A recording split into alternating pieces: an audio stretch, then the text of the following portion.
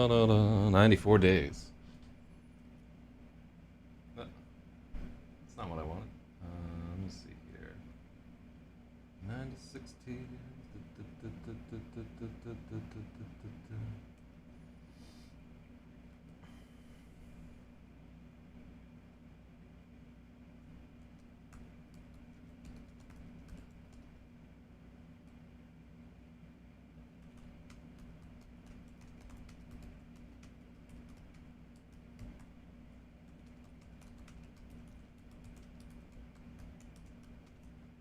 Alright, and so then we're at chapter fucking 96 tears.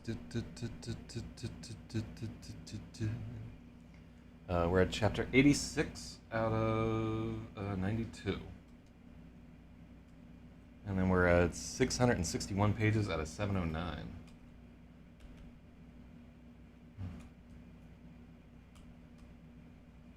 And then I'm telling everybody, almost at the end, don't watch if you don't want spoilers. Because, yeah, it's about to spoil.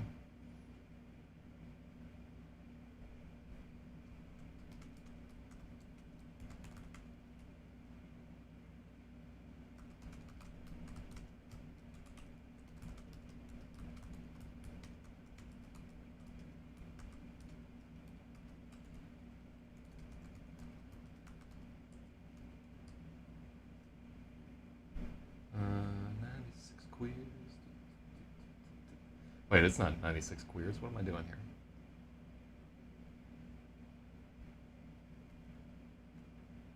There we go. And then let's let them know and that LRH. Gotta holler at not math. Gotta tell Sally.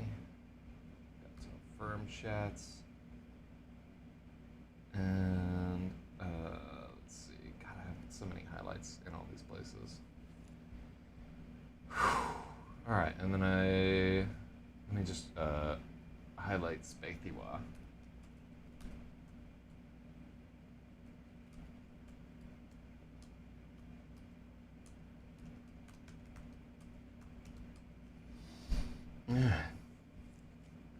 As I slept for fucking 12 hours last night. Maybe it was only like 11 or whatever, but yeah, I don't know. Like not straight through, but definitely for whatever reason, I could just finally sleep last night. I'm trying to think. I didn't exercise hardly at all. I like only biked for a few miles, and then I ate like a big ass salad before I tried to sleep. And for some reason, that put the giant down. I don't know what's going on like that. So here we are. Just a reminder, if you don't want spoilers, this is probably not the day to watch here, because I think this is the conclusion.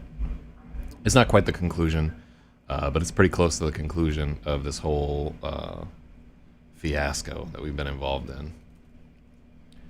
So this is called The Charge of the Hobo Brigade, and this is 516. I'm actually going to make sure that we're on 516. Also, this needs to be... I love that he just has like this charge of fucking bums going after the chance. Hell yeah. I love every bit of this.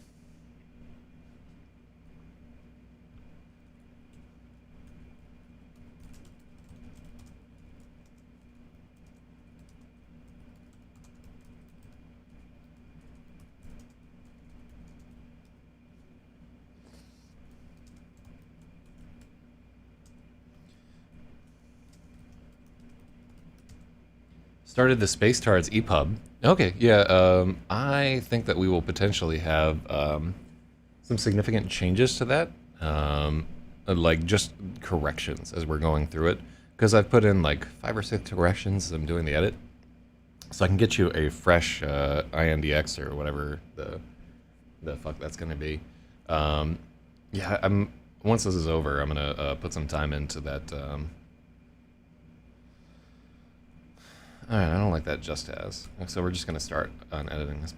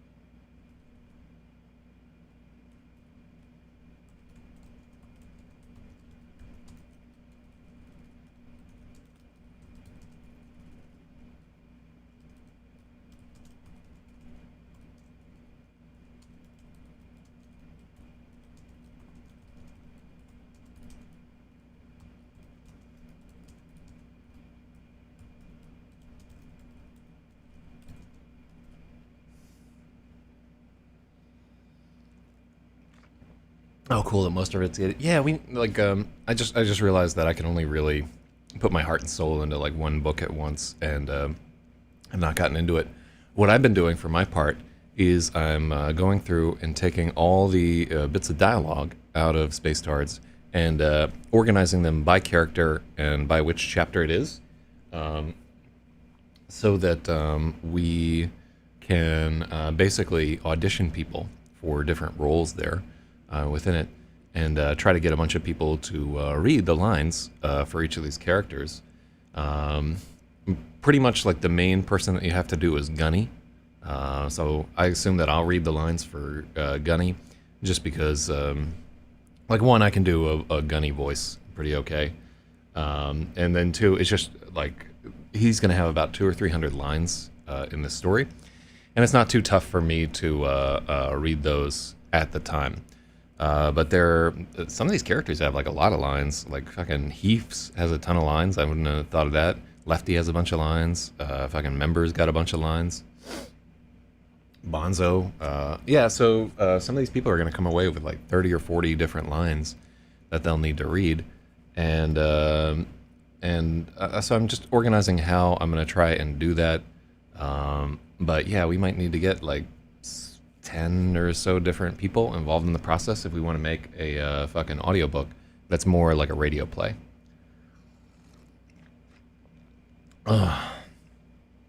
So, yeah, like, I'm not sure if I should pay people also for this. I think if I do pay people, it's going to be $20, honestly. Like, because I can drop $200 on this. I can't drop fucking $500 on this. But yeah, I'll have to figure out what's my Gunny voice gonna be. I wonder if I can do a oh yeah, don't chuck up. I just kind of want to do him like a Macho Man Randy Savage. Oh yeah. Oh, I actually can think of a bunch of my friends that what if we did them all like a different pro wrestler voice? Anybody want the peanut? I can't do the Andre the Giant. But the Andre the Giant voice could be... That is great fucking guidance right there. Each of them has like a different pro wrestler voice. That's exactly what my target audience wants. Oh yeah. Smash and go fast, boys.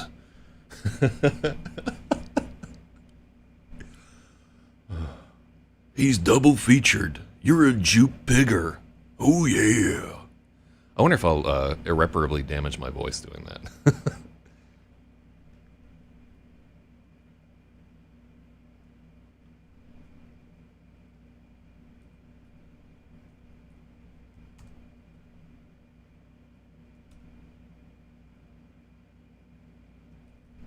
All right.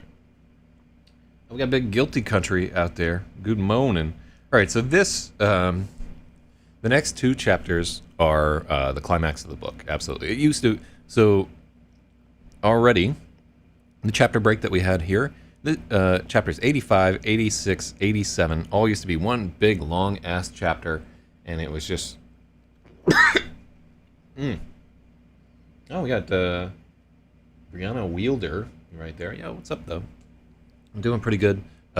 Just FYI, there are spoilers in this part of the book. We've been editing for the last 94 days straight, and we're at almost at the very end of this motherfucker. So this is the charge of the Hobo Brigade. So let me set the scene for new people that are coming in. So in New York City, a bunch of people started waking up with superpowers. That happens all the time, even in real life.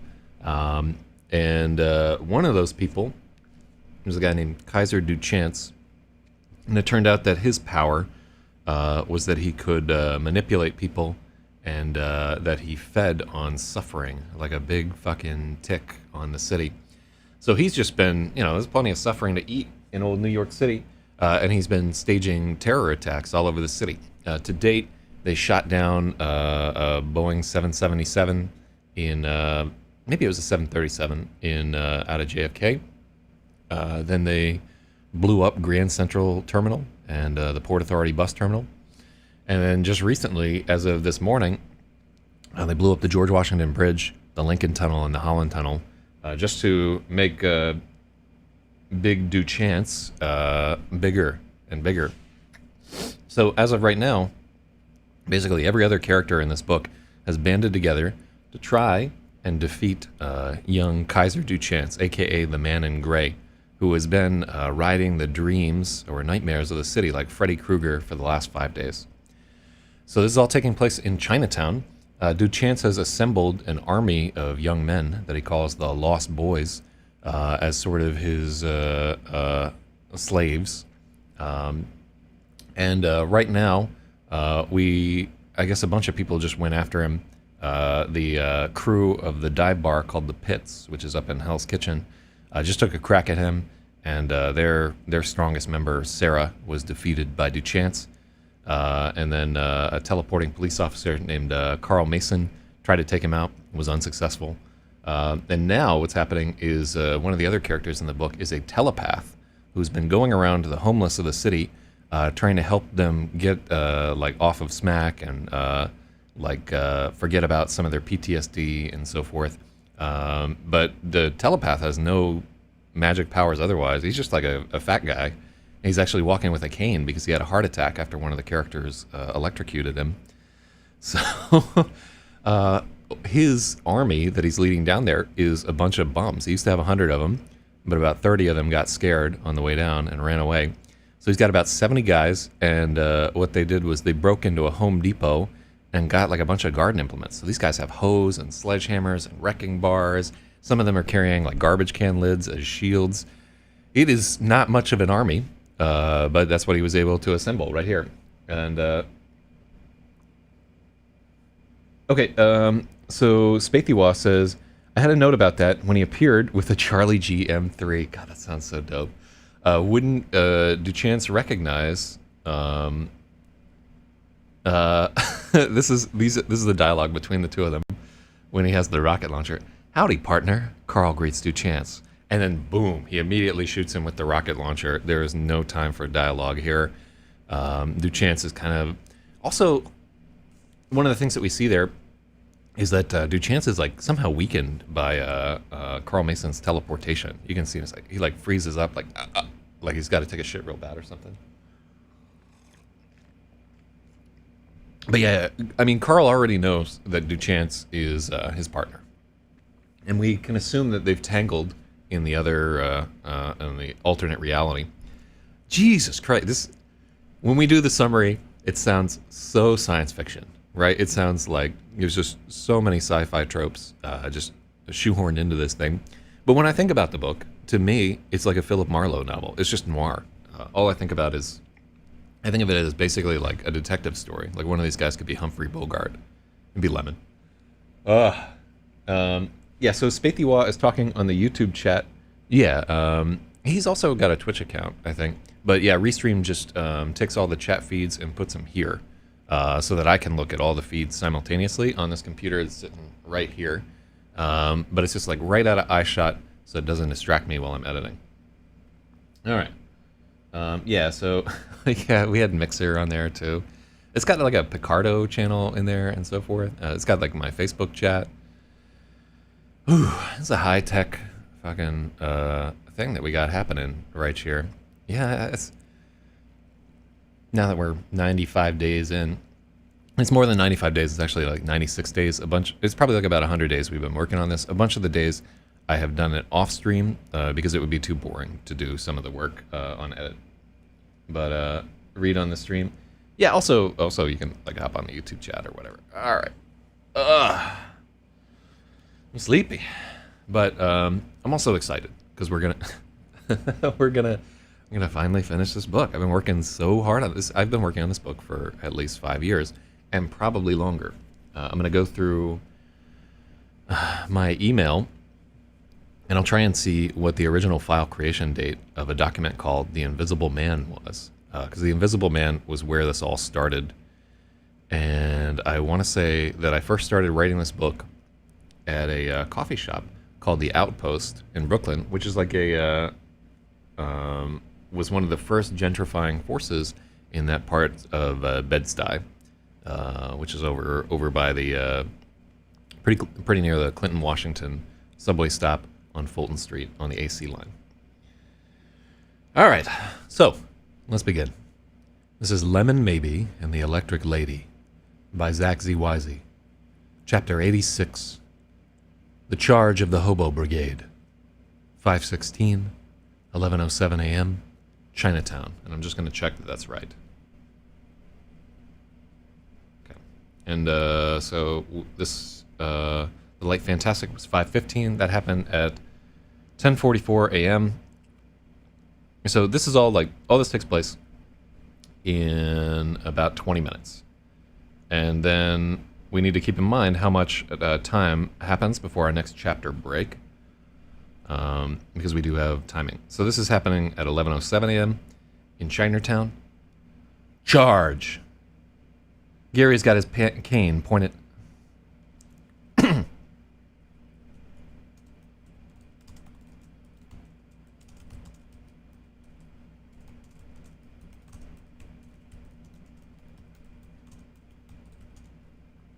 All right, I'm not sure about the addition of the word cavalry, but yeah, I don't think it's entirely clear to the reader what we're talking about when we say saber. But if we say cavalry saber, that's like more concrete for me. With a roar, 70 ragged men charge, splashing through the rain with their sledgehammers and...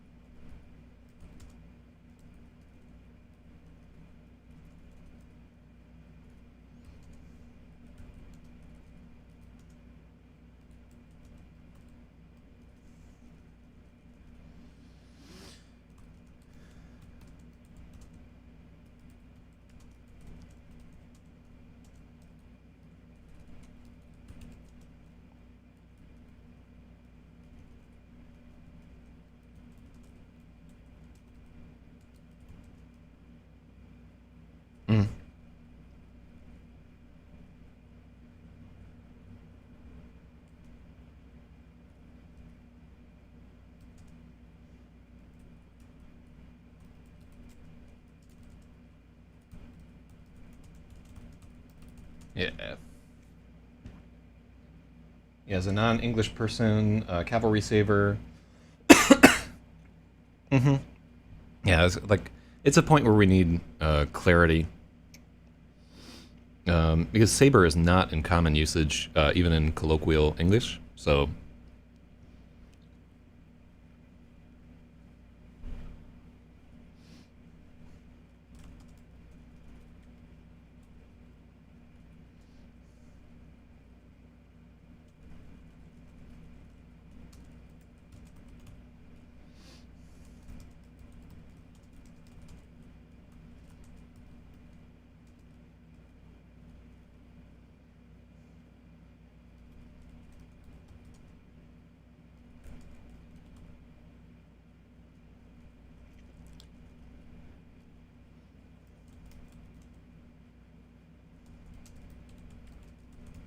The chance isn't laughing anymore. His eyes narrow to slits as he focuses on the army.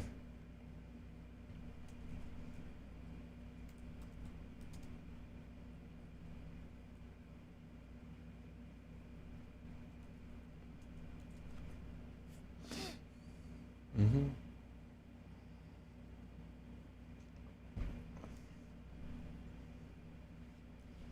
Yeah, I don't like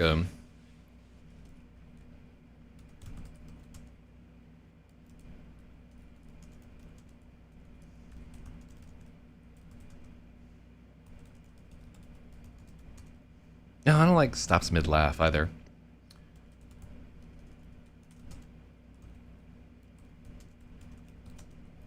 Bu- bu- bu- bu- bu-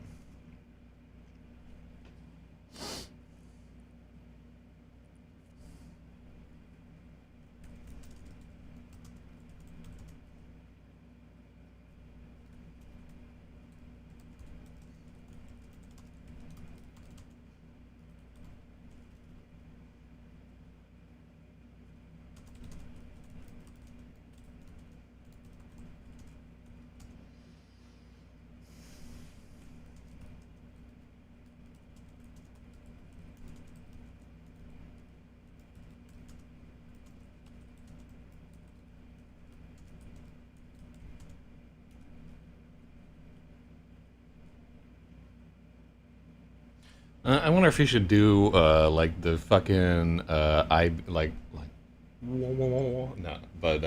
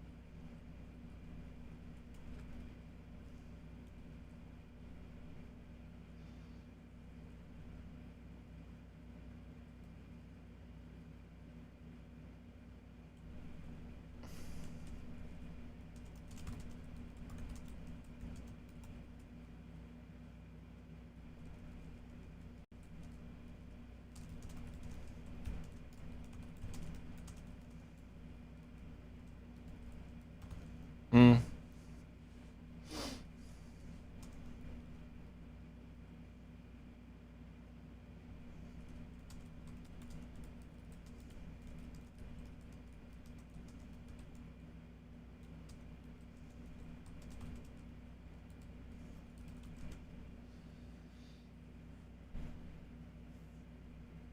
no, we are missing the A. So here is, if you're new in the game, take a, well, don't take a look there, because it's black. But you can take a look here. So there's Spathy right there. So, and now he's up at 339. So we have a leaderboard. And then that's Spathy's sound effect that he wanted. We have a leaderboard. Every time somebody makes an edit, we give them a point. And so Spathy has made 339 some odd edits right there. And that wasn't me. Listen. I wouldn't tell you no lie. But yeah, that's and then the other, well, the other thing will come up there as it comes along. But everybody who is on this list right here, even the ones that just have like 1 or 2 edits, are going to be thanked in the acknowledgments page of the printed book. And the book will actually come out, whether I have to publish it myself or not. I'm good for it. I have 5 books out already, and I have never fucked people over that way. So yeah, it's just like a little added bonus. If you're participating in the edit stream, you'll be thanked in the final book, and you'll be invited to, I mean, it's not super special to be invited, but you're invited to the end of stream party that we're going to have a couple days. There's going to be champagne and potentially strippers, if I remember to ask Slut Machine about it. How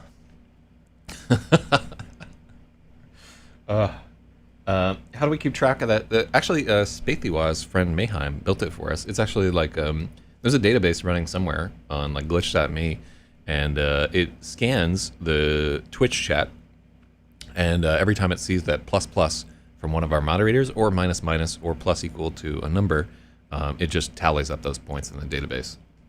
Yeah, they're smart. Yeah, I couldn't have done that. But yeah, like Spathywa and his homie are an invaluable resource. Like, just really have helped so much on this.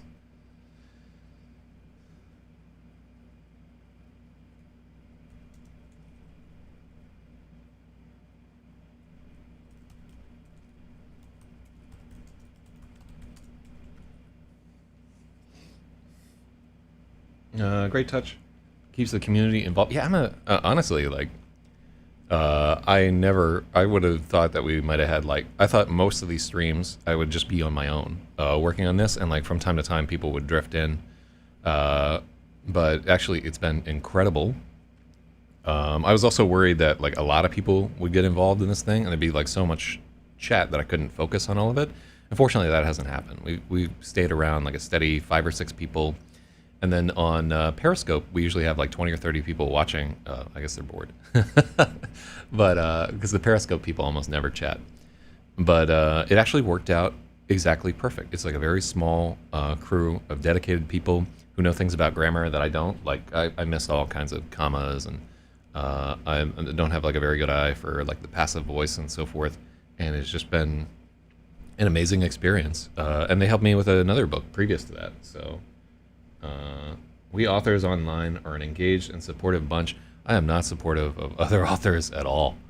I'm like a very I mean, I have like friends in the I'm in a writers group in Brooklyn, so I have some friends in there, and I'm nice to them, and I like will not say bad things about their books.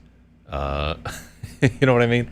But very few of them have I like read their stuff, and I like think that they're good. You know what I mean? So it's this is on my mind recently because I've been doing a lot of time, and I'm about to run a stand-up comedy contest. So I've been hanging out in comedian Discord servers, and comedians are kind of the same way. They are friendly with each other, but underneath that, there's an undercurrent of jealousy and suspicion. And I think writers are kind of the same way because they're both very solitary performances, right? Even though we can see that this is not solitary. There are a ton of people involved in the making of this. And writing a book is never a solitary performance because it's sort of a duet between the writer and the reader, even before you get editors and all that involved. And comedians are the same way. It's not a solitary performance because you're not a comedian unless like the audience is there to laugh at you.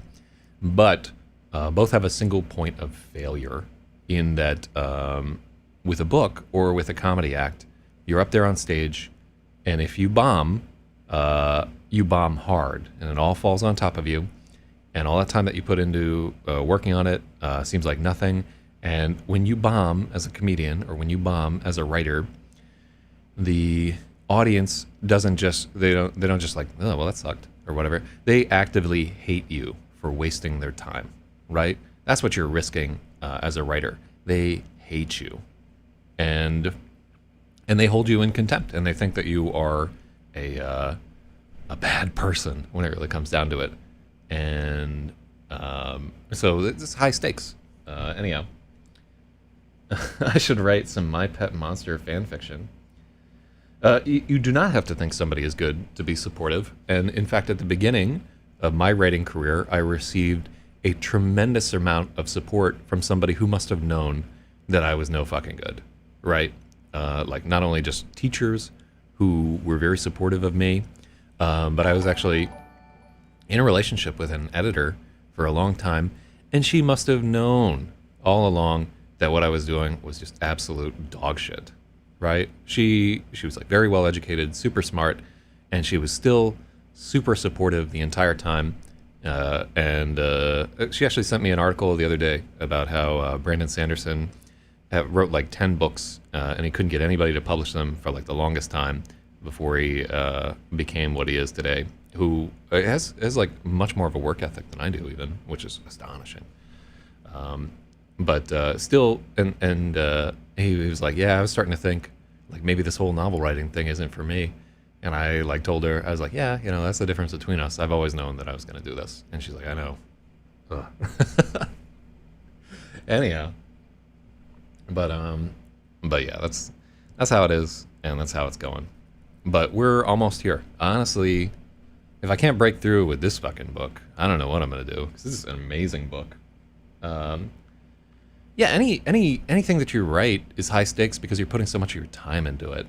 You know, like I have a book. The last book that I edited, I spent 3 years on it, and like we did an editing stream that was like 100 days for that one, and I can't sell it. You know, nobody wants to take a bite at it. I've tried just about every agent in the field. Everybody's like, nah, because it's long. It's like another 700-page book, and it's sad as fuck, and it's deeply personal, and it just may not have an audience out there. And so I spent 3 years working really hard on that, and all I have is like a book that I think is amazing, but not many people agree. But this one, though, I'm telling you, wait until you see this one. Anyhow.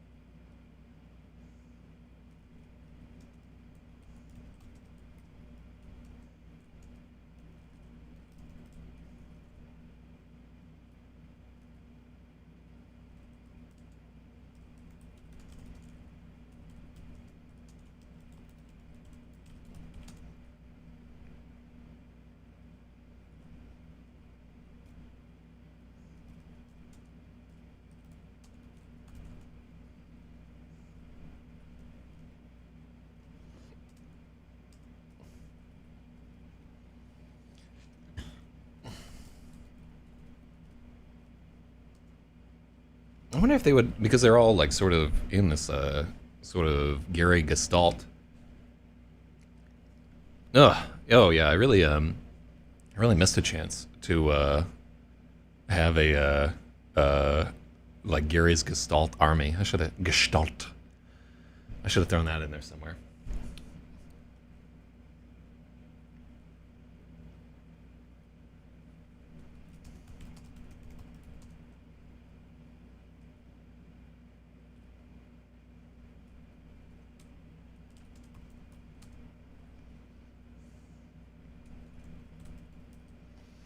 At his command, the hobo brigade charges down Mott Street, sledgehammers and crowbars raised high.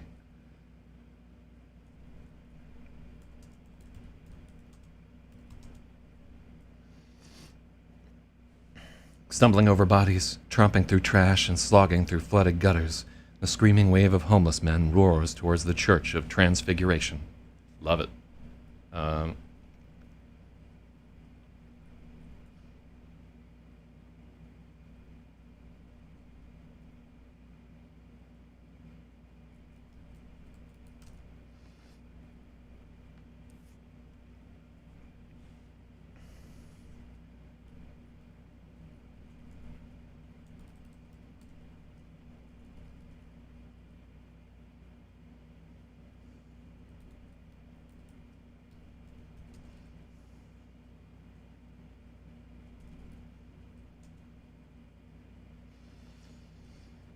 uh,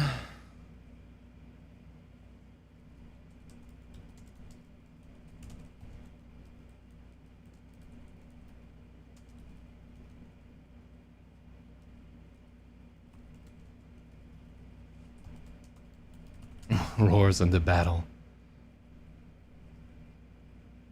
Let's see.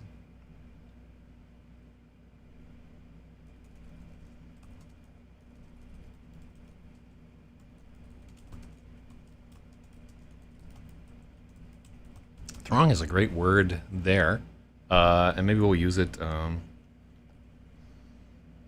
I kind of like that. The throng of ragged men. Well, yeah, that works.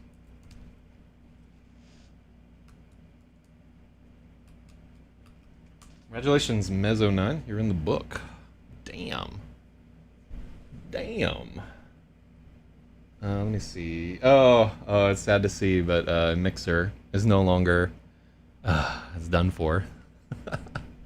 I knew that shit wasn't gonna work. No, it's a good word. Yeah, like, don't. What are you sorry about? Yeah, like it's hard to get a suggestion into this book. We've had a bunch of suggestions where we've been like, nah, No. Nuh-uh. Uh, all of them from Red. But Red is a chatter who is notorious for giving awful suggestions while drunk. Um, I wonder if it sounds better as the throng of ragged men stumbles over bodies. They tromp through trash and slog through flooded gutters.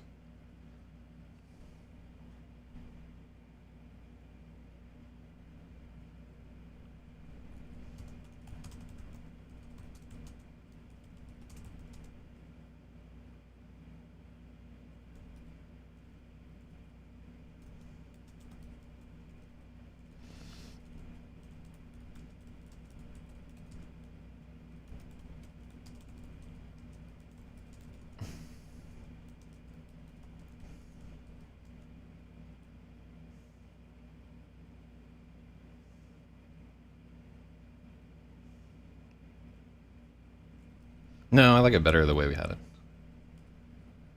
Yeah. It's a ludicrous sight, but your chances in laughing.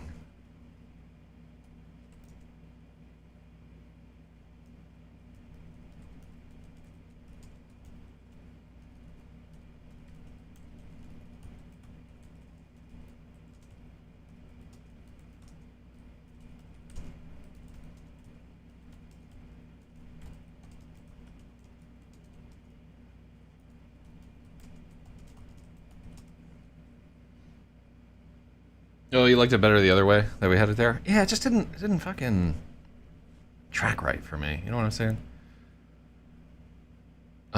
Because we would have to put it as like they stumble over bodies. The throng of ragged men stumbles over bodies and tromps through trash. Yeah, then we'd have to cut out like slogging through flooded gutters.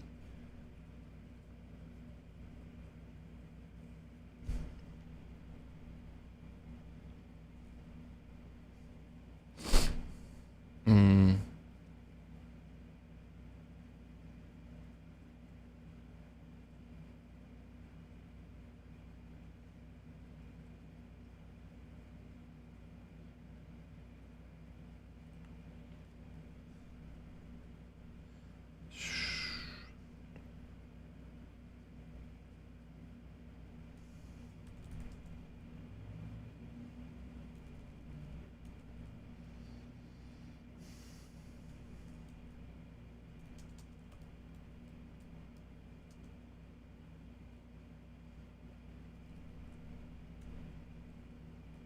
Mm.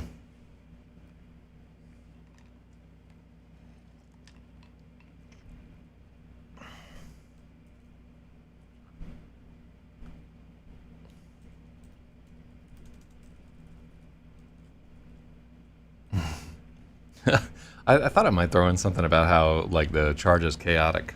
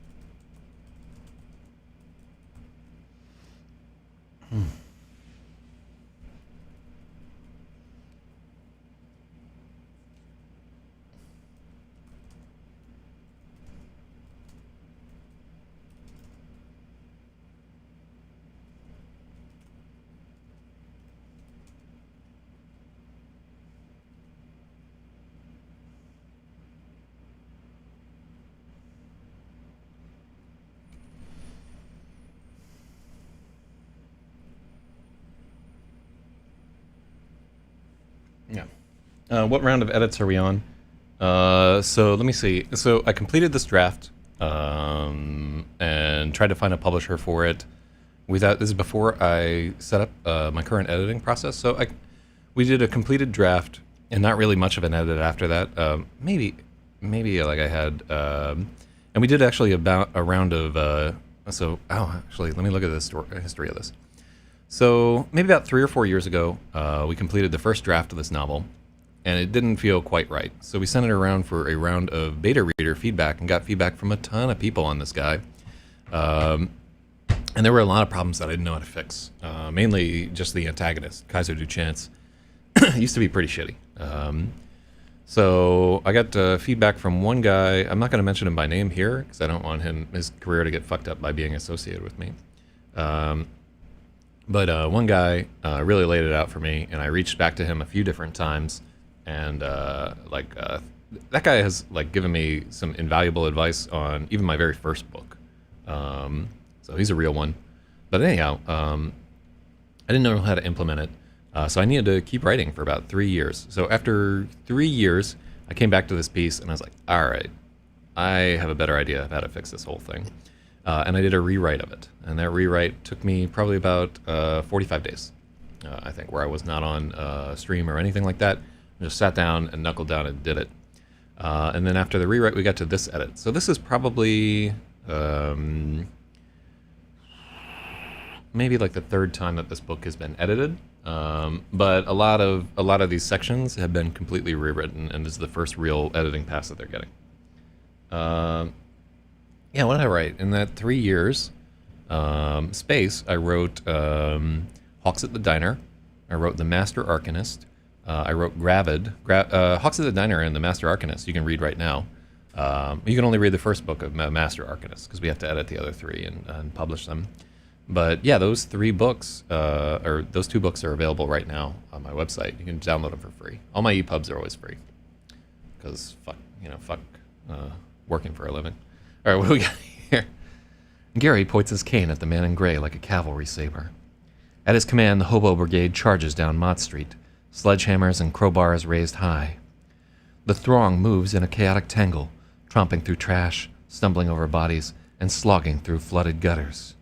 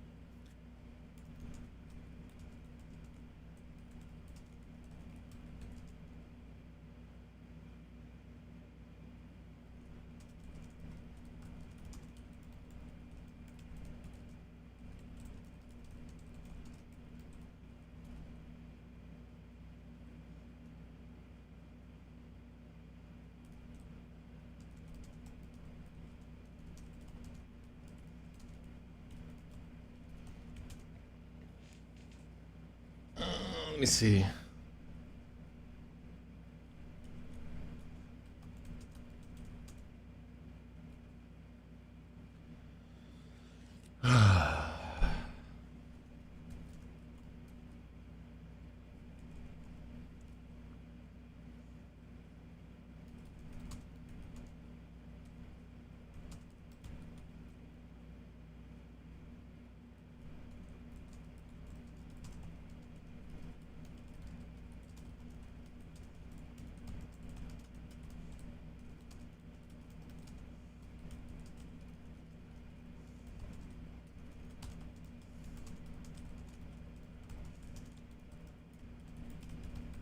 I love that this is going to...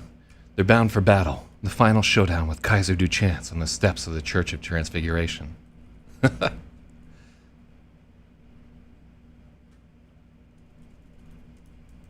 Bums, bound for battle.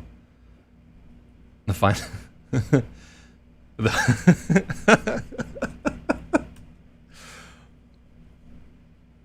Bums, bound for battle. The final showdown with Kaiser Duchance on the steps of the Church of Transfiguration. See, another editor would take out all that alliteration. Not me. I want it. I want every bit of that nonsense. It's beautiful to me. Letter repeated, good. Yeah, all right. I like that a lot better than the way that we had this the first time around.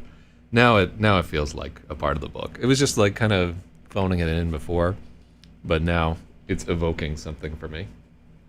I like that Bradius is up in here with this. I'm gonna give Bradius a couple of points here.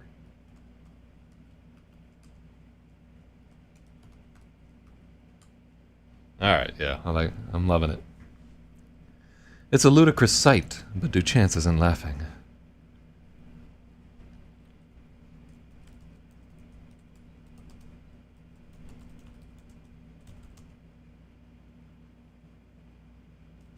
No.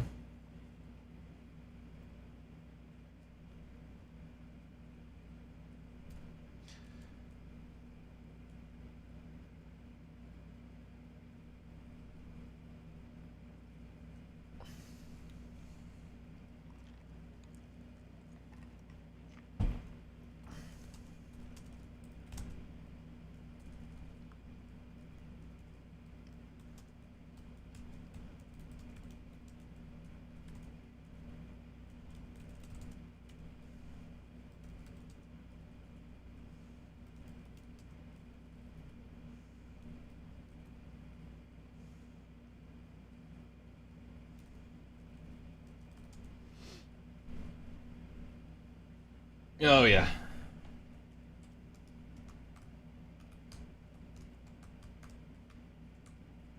Double entry bookkeeping, yeah.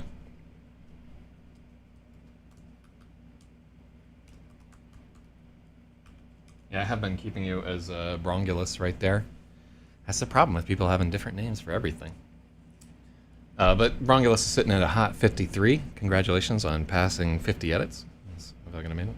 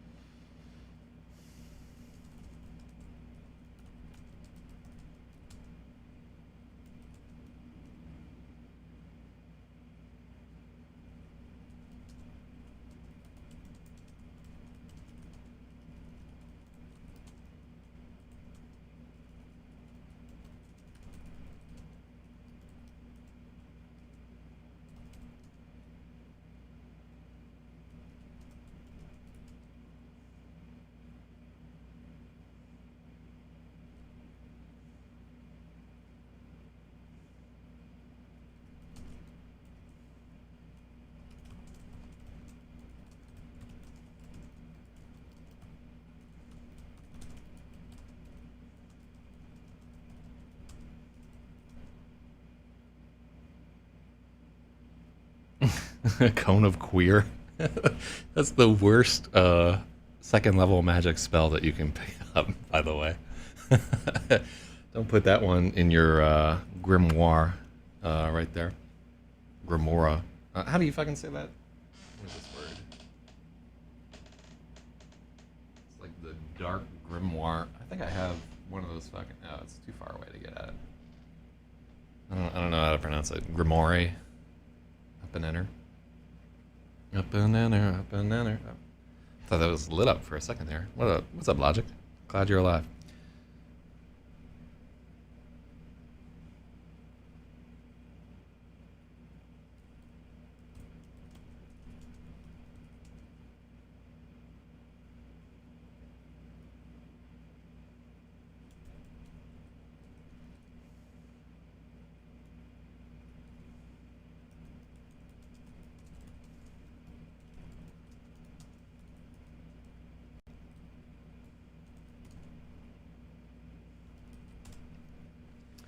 All right, we need to do a little work.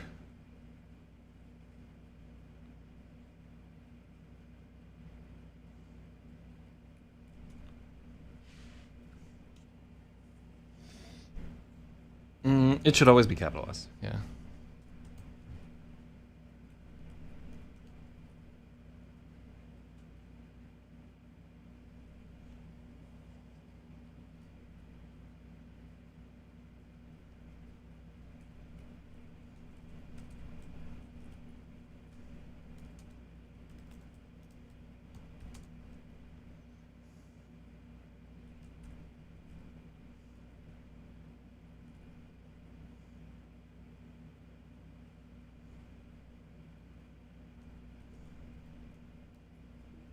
Mm-hmm.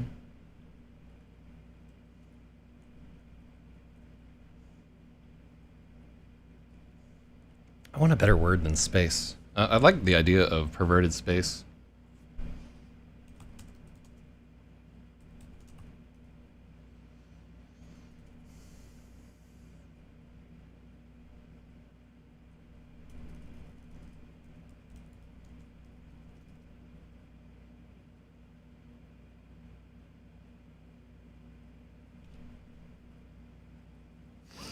Mm-hmm.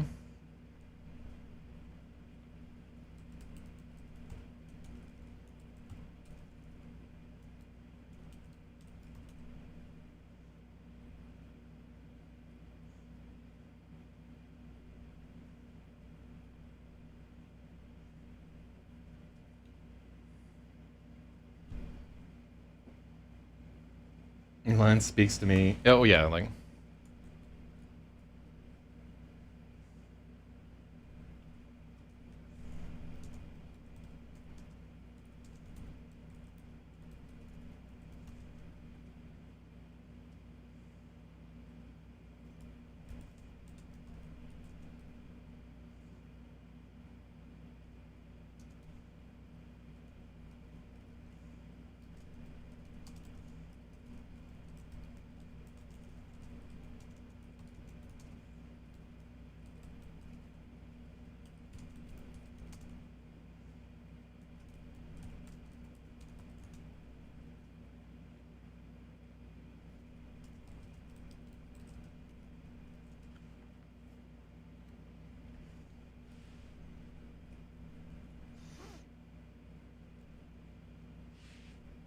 Mm-hmm.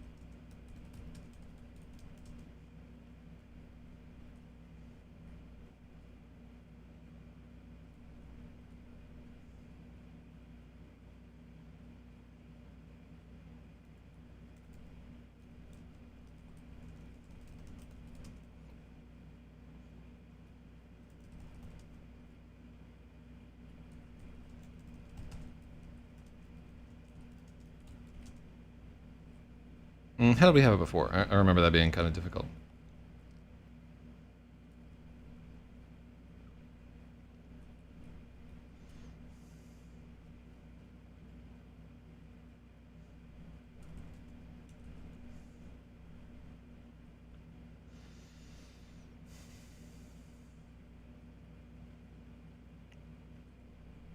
Ugh, I kind of want to call it space time, but. Mm-hmm.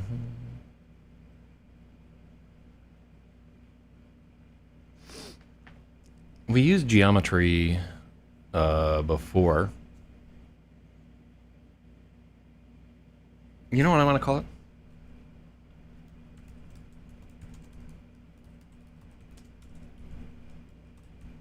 Yeah.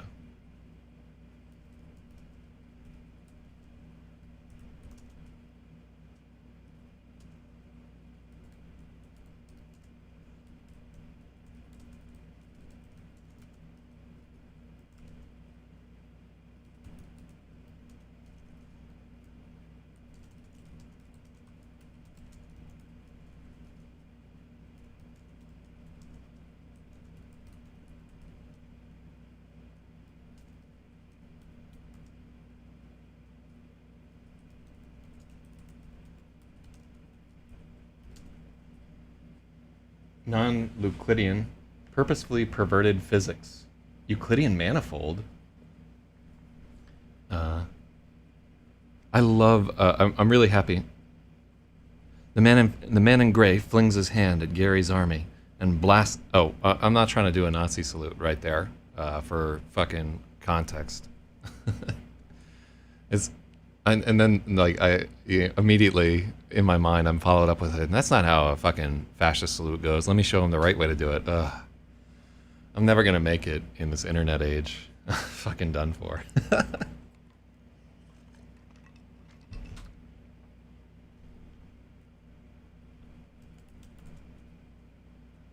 I like.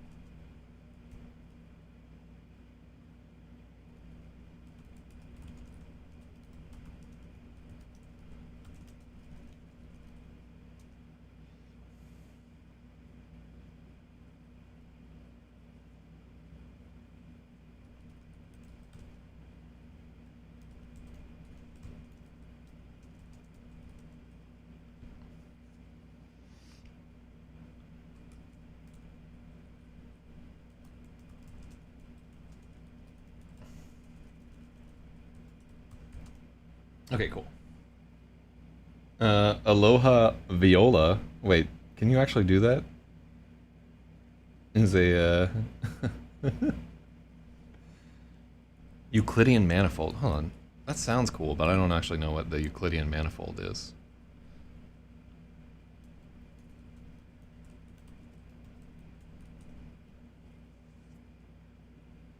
Topological space.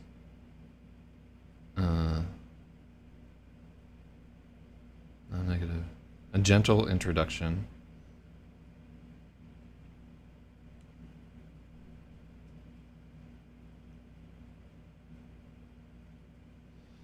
Locally resembles Euclidean space.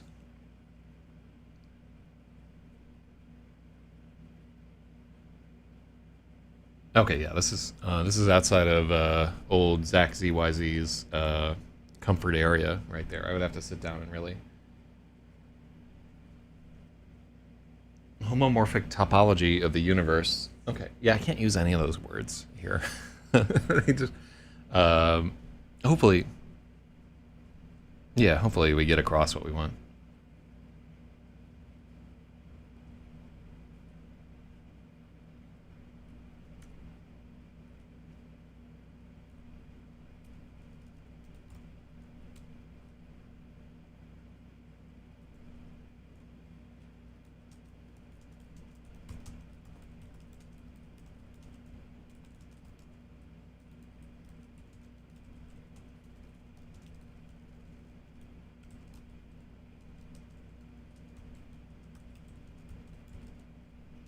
Stinging their minds like biting flies. All that work just to get through that.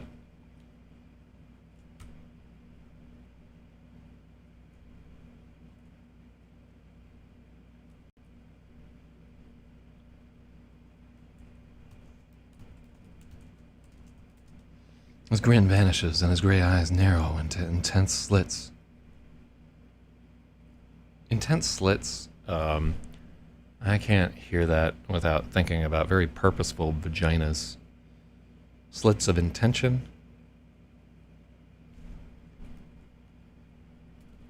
Yeah, I just don't think we can get away.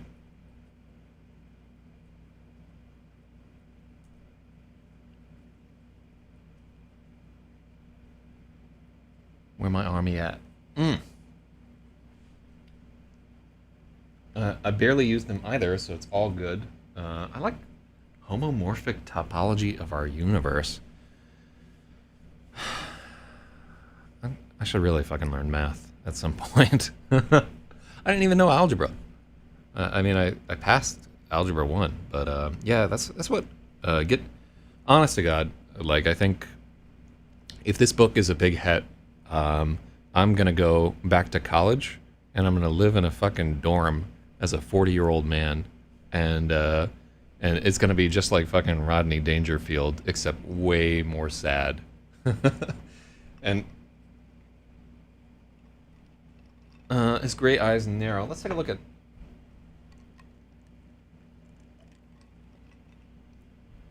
Yeah, I do like that. Less is more. Yeah.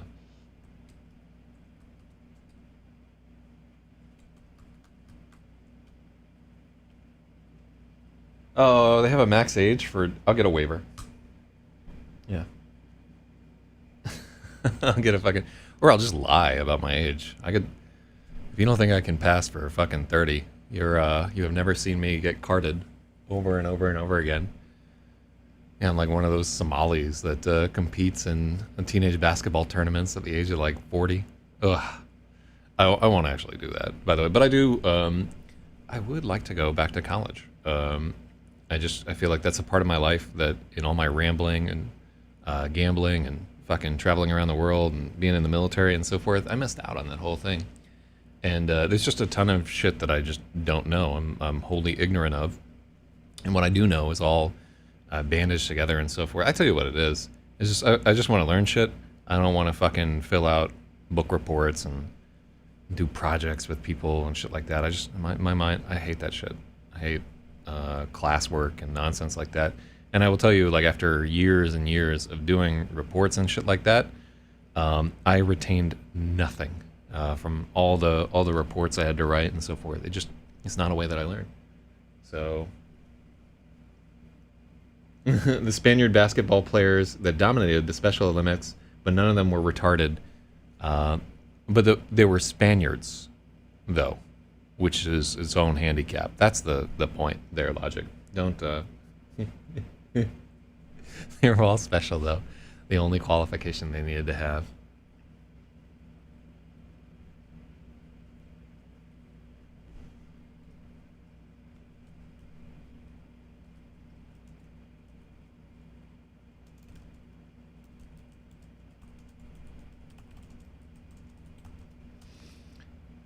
The man in gray casts his hand and blasts the approaching army with a cone of dimensional perversion. I love dimensional perversion. Oh, what's up to Dank Noodle News? He's got like a little waving Pikachu up in the chat right there. Oh, Pika Pika. Forums distort. Oh, by the way, just an FYI, like if you were wondering, are we going to finish this book by August 1st, which was my deadline? No, we don't have time. And part of it is like we're fucking around and having a good time on the stream. The other part of it is I spent a bunch of days rewriting our conclusion, and that time was well spent. It's not like I was just like fucking around jacking my dick. I put in about 4 or 5 hours each day working on that rewrite, and it was necessary because these chapters needed work.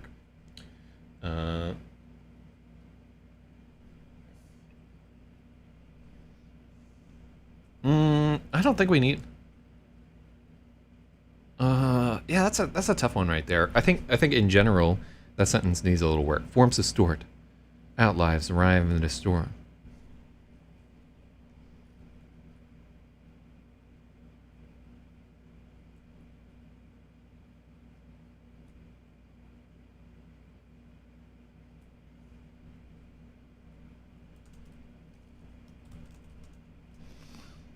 And even the air. And the air hardens into. No, it's weird. So, forms distort, outlives writhe and deform, and air hardens. Yeah, we need something there.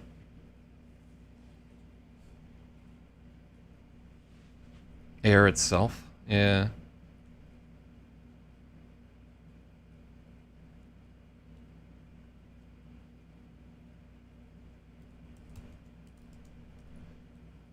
Even the air hardens into a thick, translucent. All right, cool. That works a little better. Yeah, because we're trying to, we're trying to convey a kind of like amber-like quality to time. And I just want to shout out to Ken Kesey right there. If you want to read like an amazing book about air, he talks about it with like the air turning into like a plastic fog. But all of One Flew Over the Cuckoo's Nest is just these amazing acid trip experiences that Big Chief has while he's fucking high on schizophrenia and a bunch of psychiatric drugs. That's one of those cases where it's a really, really good movie, and it's a really, really different book, and it's just both are amazing. Like the McMurphy, like Jack Nicholson, just an amazing performance as McMurphy. But really, the book is about Big Chief and Chief Broom. I'm calling him Big Chief, but Chief Broom. And Chief Broom is just a singularly amazing character. It's been too long since I've read that. I should reread it. And I don't think Kesey wrote anything else that really stuck in the mind. I tried to read Sometimes a Great Notion, which is a great title, but I couldn't get through it.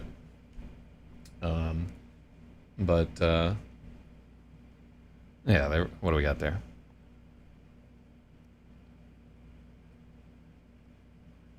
Hold on, let me. Oh, I can't hide the message. It's actually like just flickering at the corner of my eye. It's a little dancing chicken.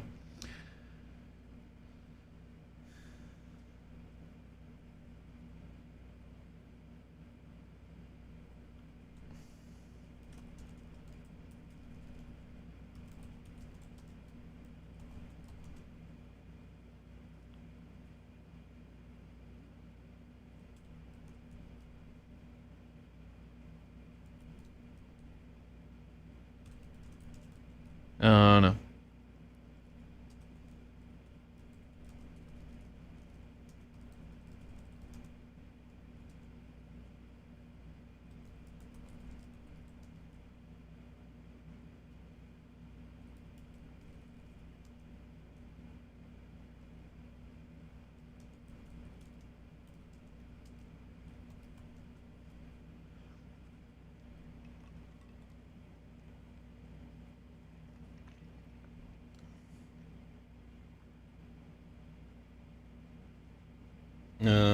Kesey wrote a lot. Definitely not a believer in less is more. Well, I mean, I'm not a believer in less is more. Like, I love vivid details, and I like all the crazy shit that we've shoehorned into here.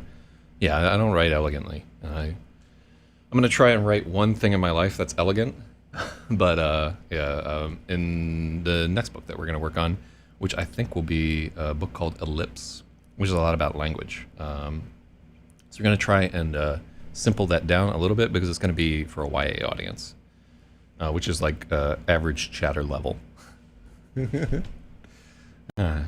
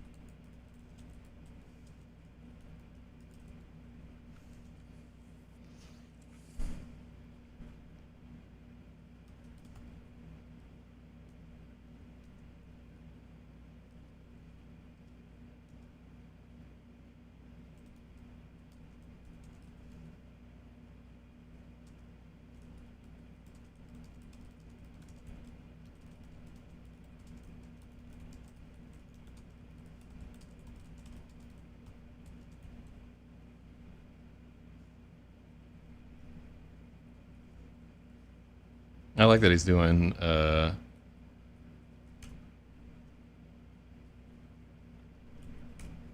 He's doing this number there. Ooh, oh, okay, we're getting real anime with it right there. Oh shit, here it comes. The grin returns.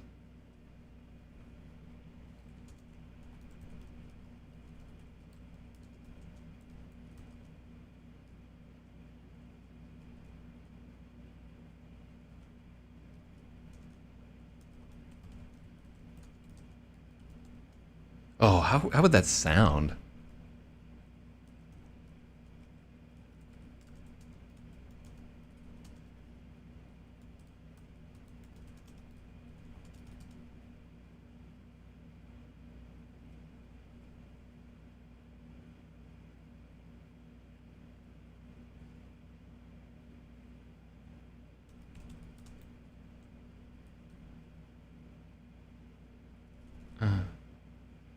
Can we call it like tainted topography? How? Uh, can we call them cries of non-Euclidean agony?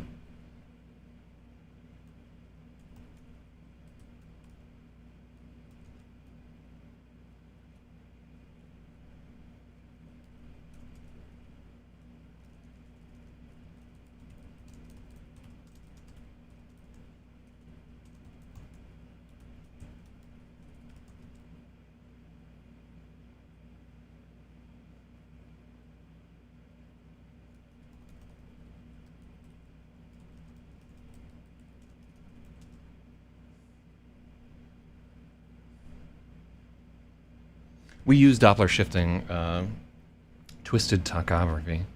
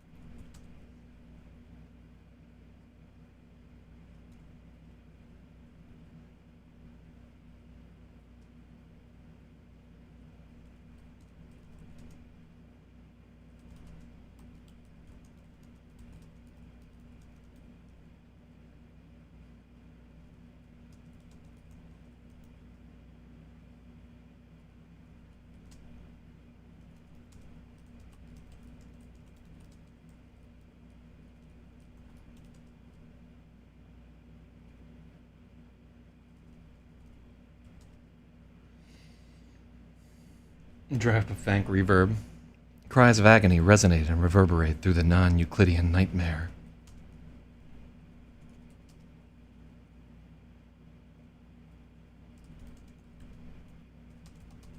It's hell on earth. The grin returns. Duchance's eyes sear into Gary.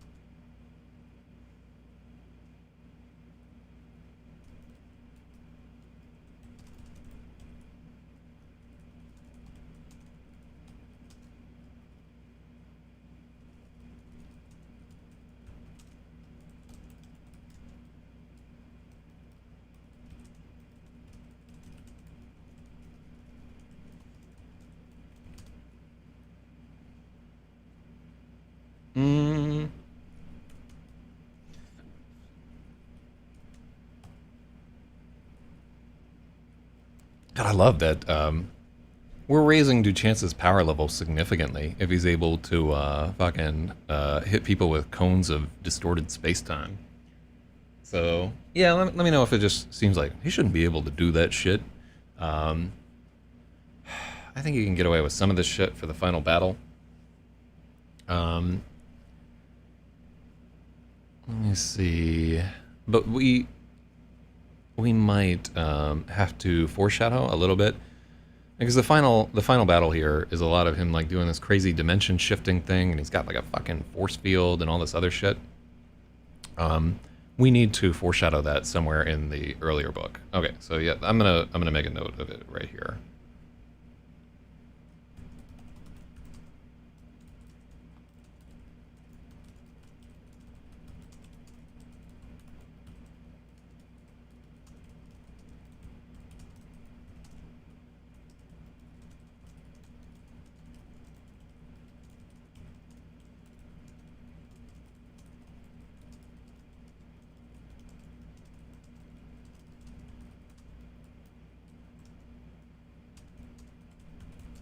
A la Hitler. That's the worst kind of noodles you can get, by the way. Like fettuccine a la Hitler. Ugh, miss me with that shit. Yeah, yeah, like so. Duchance is a magic man.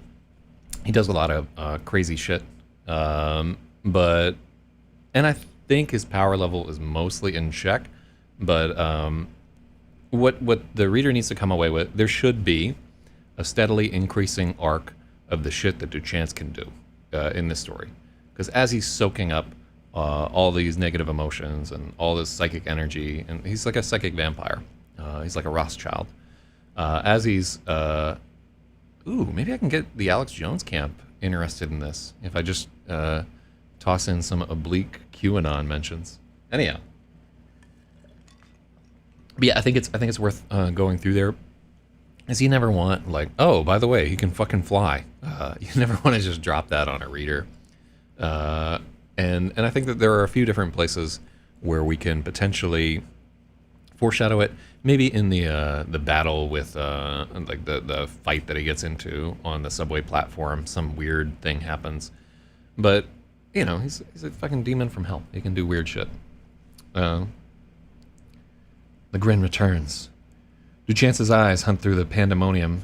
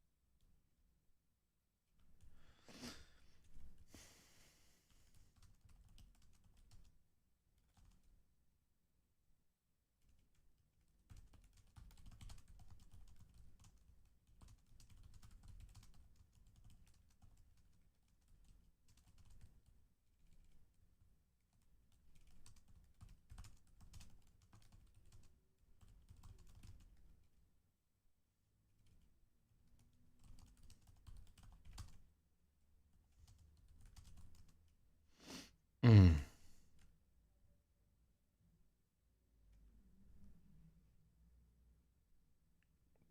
Yeah, it was in past tense, but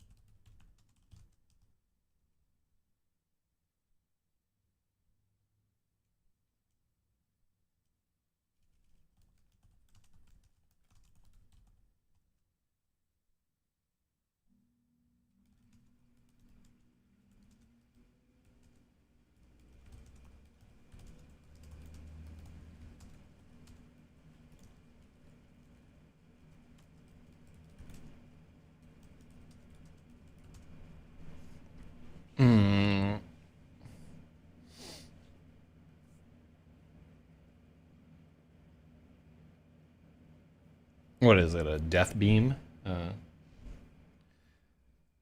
yeah. So that past tense, but then we switch into present there.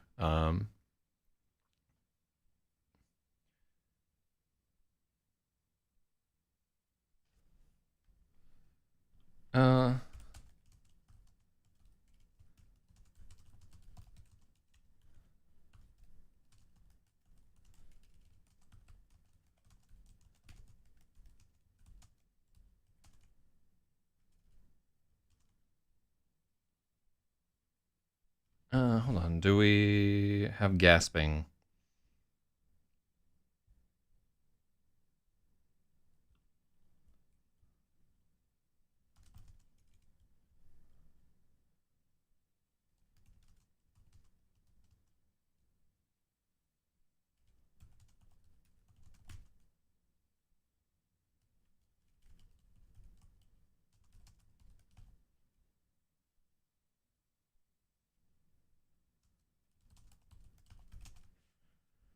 Gary's at the edge of the cone.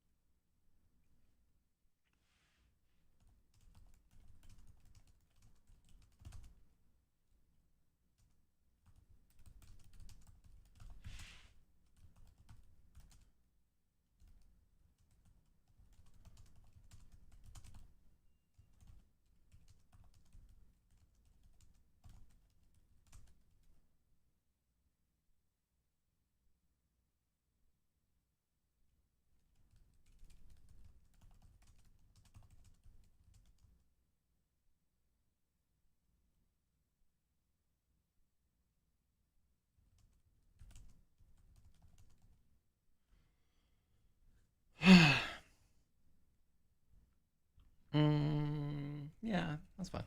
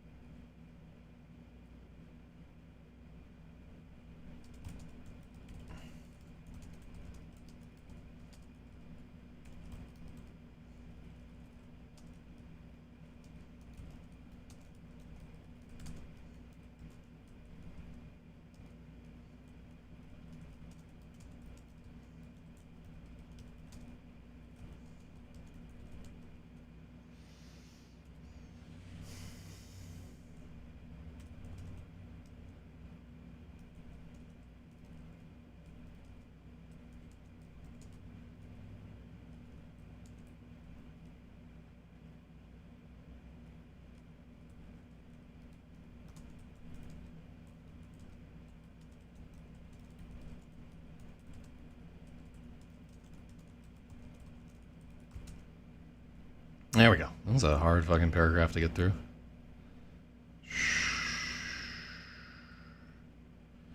We can't have both transfixed and agog.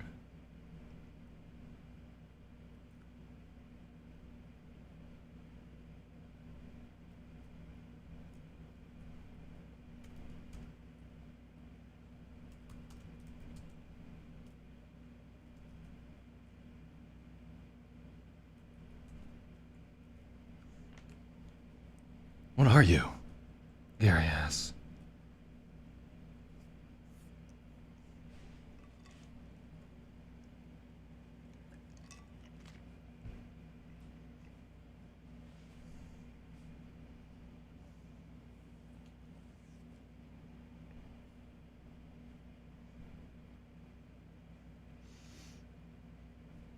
I think this is a spot for a full name.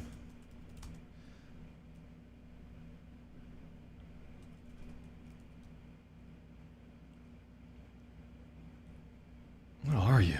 Yeah, oh, so that is... That's a good italics. Alright, so... what do we got? Brongulus gets a point for edge being better than periphery. And then logic gets a point for what are you? Yeah, because even in my very casual reading of it, where we're not acting out on anything, you can hear the change in tone, because it's definitely italicized. So that's a good catch. Ugh, I'm so happy that in this story we can just use italics for emphasis. Just really. Remember in fucking Gravid where we couldn't do that because I think we used italics for all the telepathy shit. God, it's so limiting. I didn't like it at all. The worst part about it too is like italics don't transfer right into InDesign, so I have to redo all these. It's a bummer. All right, let me see. Okay, cool. Nothing has erupted.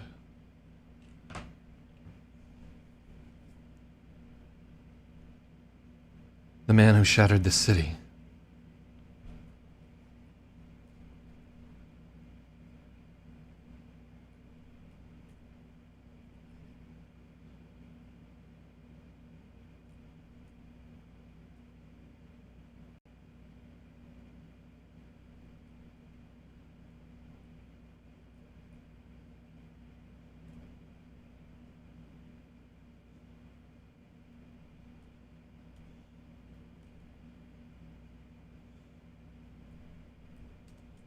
Kaiser to Chance, the man who shattered his city.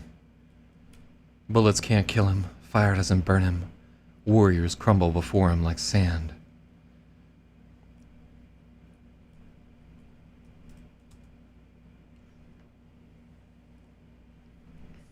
Yer is reading his thoughts and there's nothing human in there. Duchance is long gone.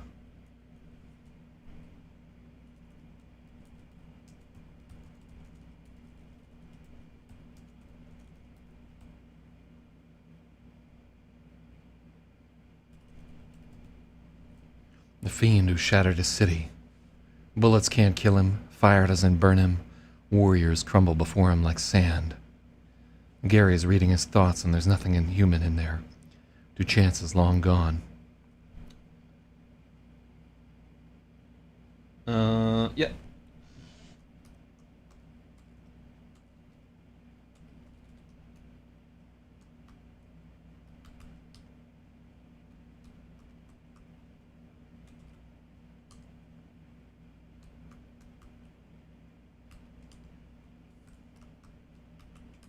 Okay, those are all done.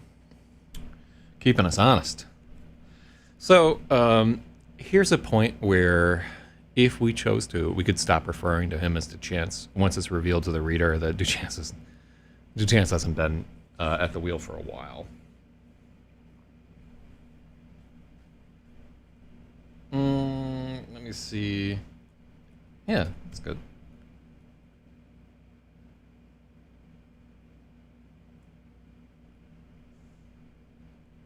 The man in gray. The fiend who...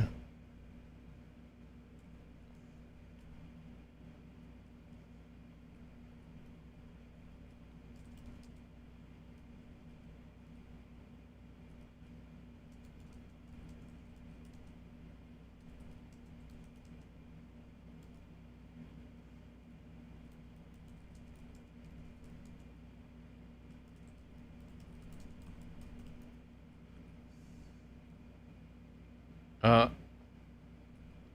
when Gary looks up, his mouth falls open.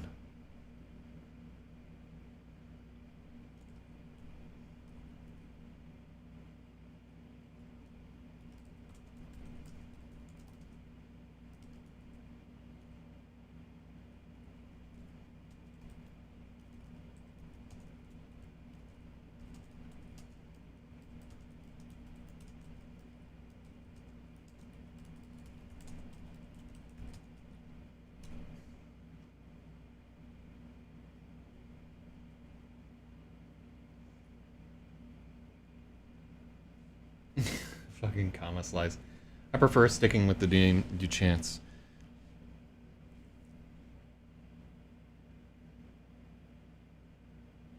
Uh,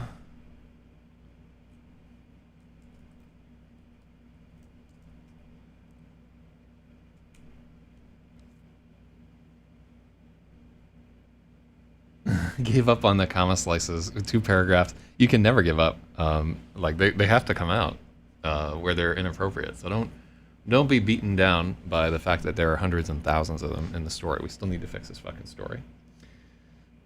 2 paragraphs consisting entirely of them. I mean, it's if it just needs to be split by a period, you can just say it, and then you get the point.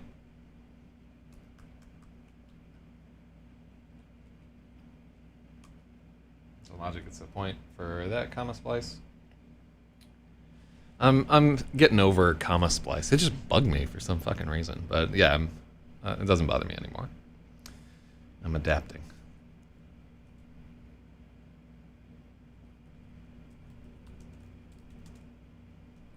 The fiend who shattered New York.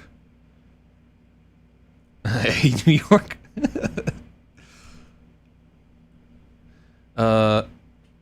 Yeah, I like it. The fiend who shattered New York. Bullets can't kill him. Fire doesn't burn him. Warriors crumble before him like sand.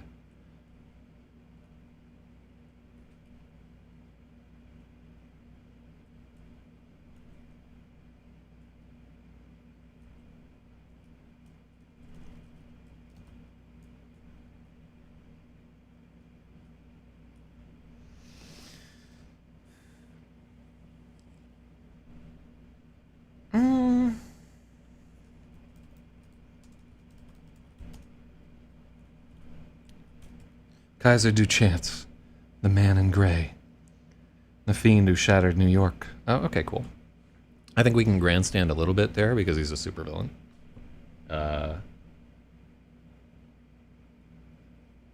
Cool. And also, this, if the reader hasn't figured it out at this point, it'll reinforce that they're the same person.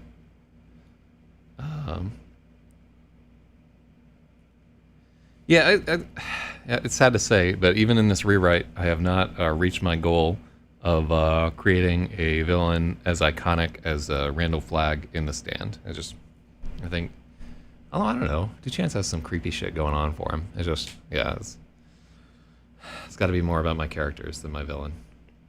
I write such shitty villains. All right, what?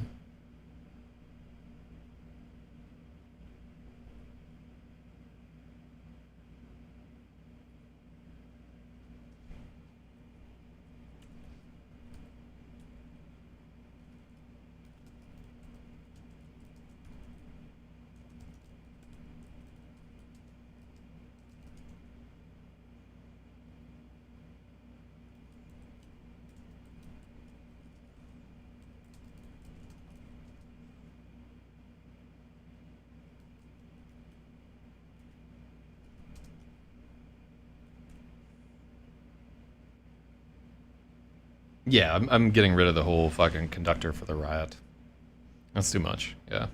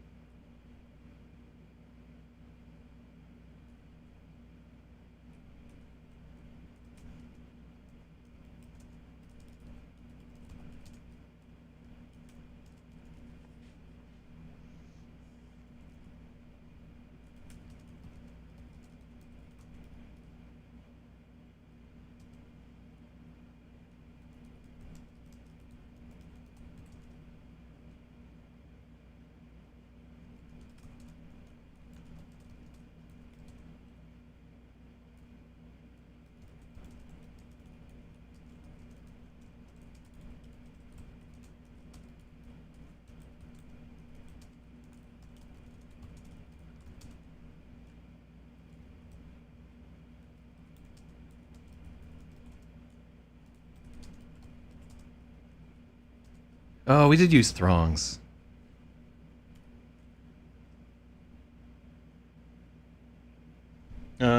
Take it from someone new to your writing that at least this villain is not shitty. He's. I do like. I think we dehumanize him a little too early in this story. Although I'm kind of bored of villains fighting for control as a trope or whatever. He really like stops being a human being or a relatable character. And like the very first part of day one. Read a shit ton of fantasy and sci-fi. Yeah, I think we. It's very difficult to write an inhuman character that is compelling, and I don't know. This guy can keep in mind this is not the only edit that we'll do. We'll probably tune this up a little bit more. But I love the like. So the Man in Gray is actually based on a short story I wrote. It was one of the. I wrote it in a spiral-bound notebook. It's probably upstairs somewhere. It's a short story that I wrote when I came to New York by myself. I was like super young. In the year 2000, I came up for New Year's Eve, the year 2000, because I was hoping that the whole city would be destroyed, and it wasn't. But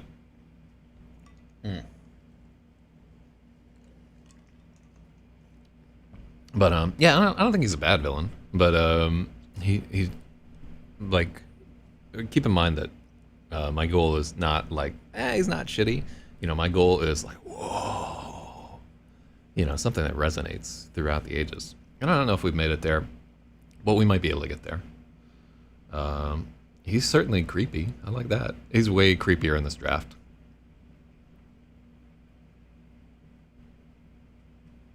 And this is like kind of like the monologuing, suck your own dick part of the story. We gotta cut Throng. Yeah.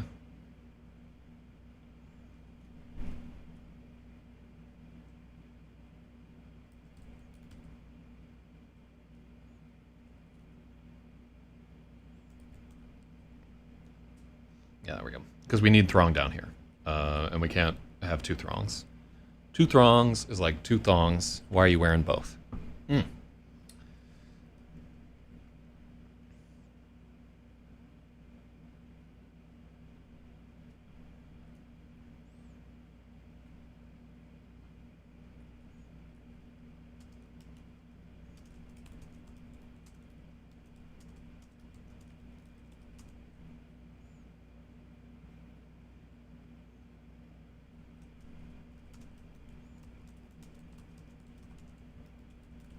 His entire focus is on Gary, flooding his mind with images.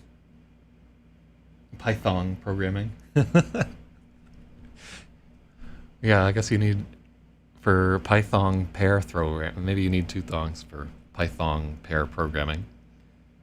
Like identical twins. I wonder if that's something I'll get to do before I die. Like have sex with identical twins. Every man has wondered that at some point in his life. It's just, there's like a terrible wrongness to it that is compelling. But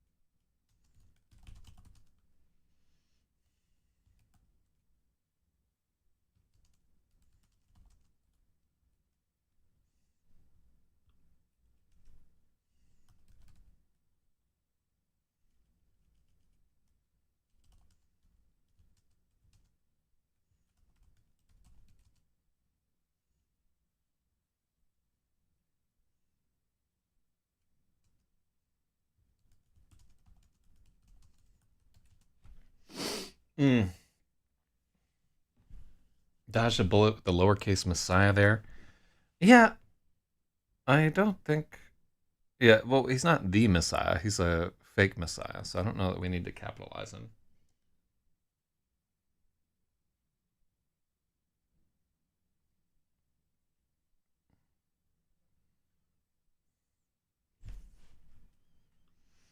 Yeah, that's absolutely true. 10,000 deep. Even 10,000. This is like big ranks. But I mean, this is Dude Chain's insane. This is Gary's devil in the desert moment right there. Oh, good. Free mask hooks and gaiters that Chinamen want me to review on Amazon. Let me get in that. So I'm going to give Brongulus one for there.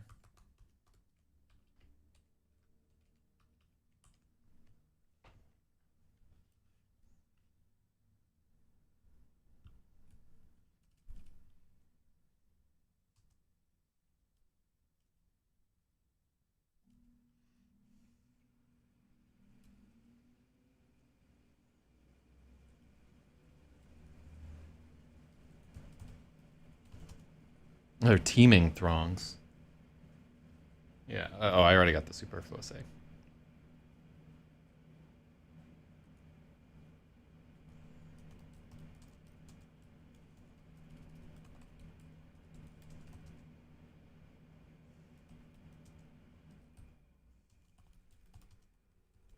I don't think there's a hyphen in 10,000.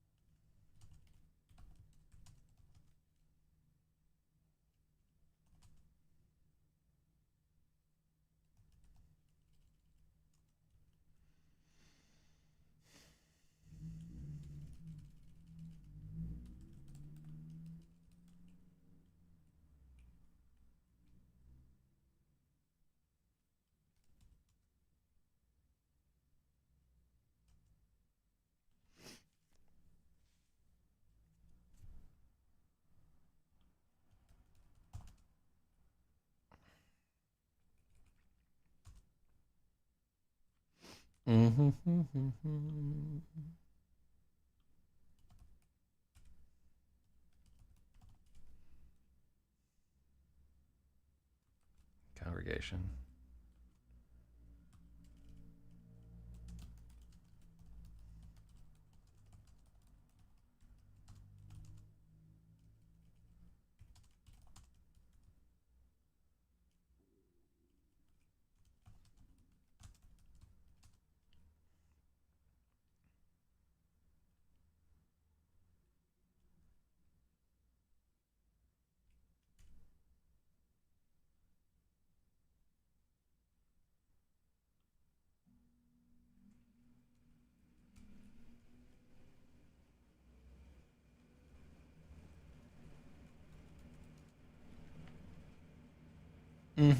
Pope Gary. Wait. Did I? Yeah.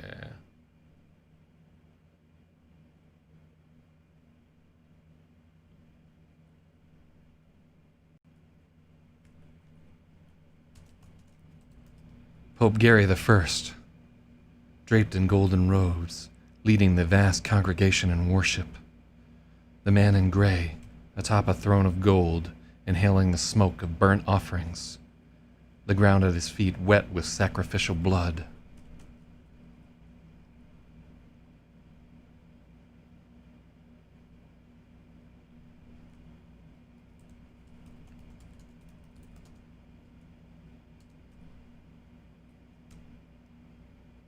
Mm.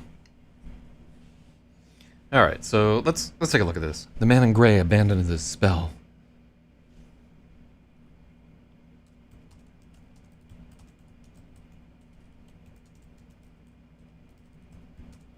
The army of bums is forgotten. Only Gary matters now. His mind is flooding with images.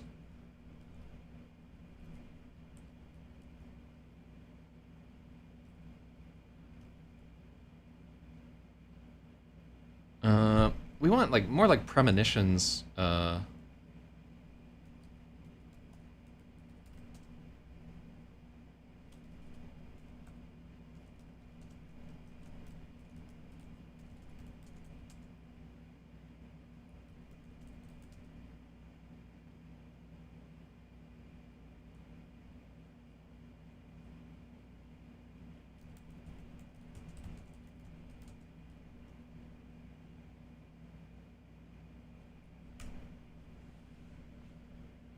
Yeah, I don't know if there is a hyphen in 10,000. It just looks weird to me.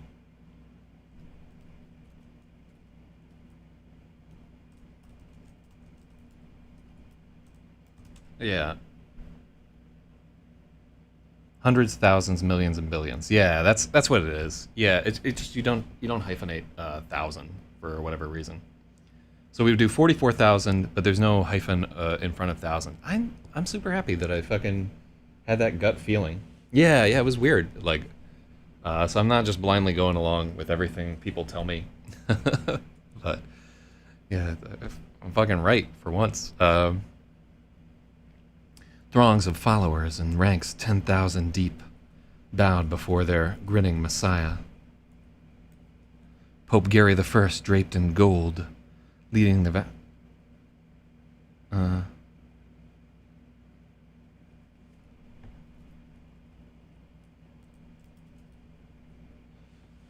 Pope Gary I, draped in exquisite robes, leading the vast congregation.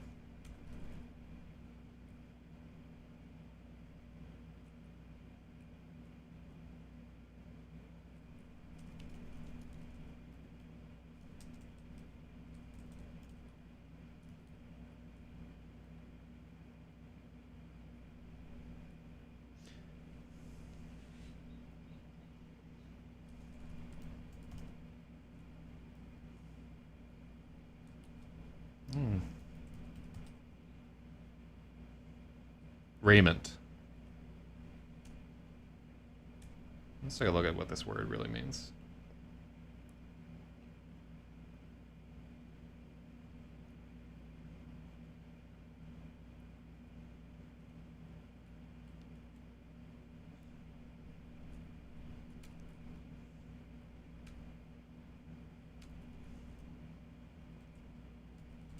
No, it just detracts from the story.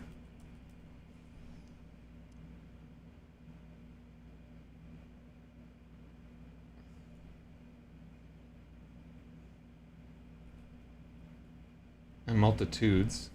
There.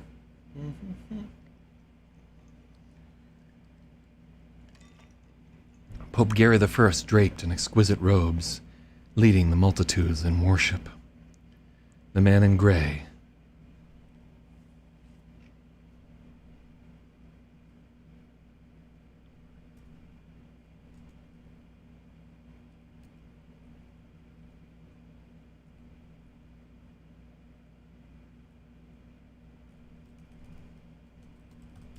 The ground at his feet drenched with sacrificial blood.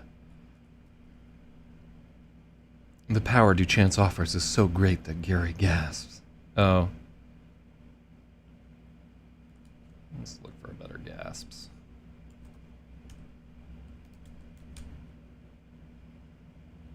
Gary blows.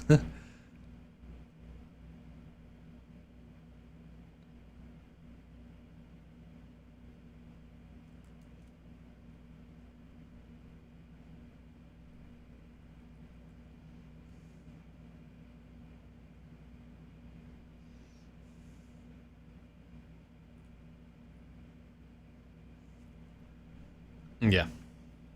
The Gary ejaculates again.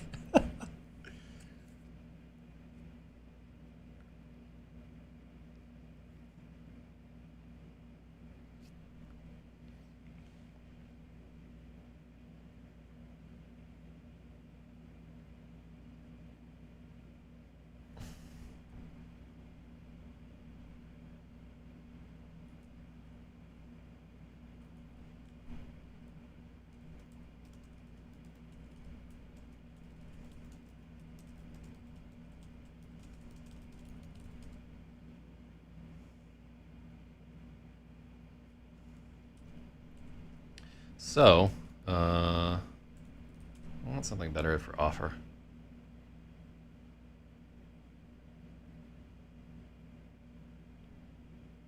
Proposition. Yeah.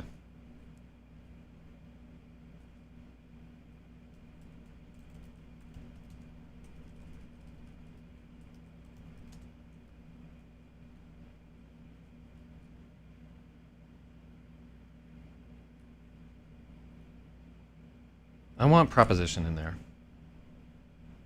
Gary Gass at the proposition. A secret desire.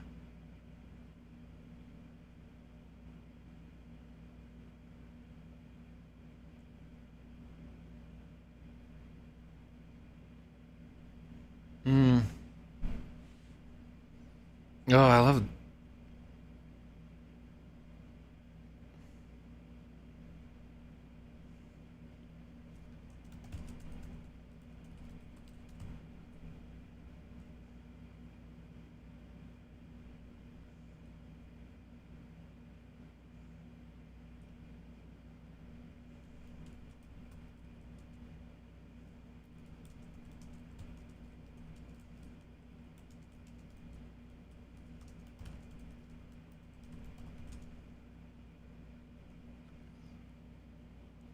Chance floods his mind with images of prophecy and proposition.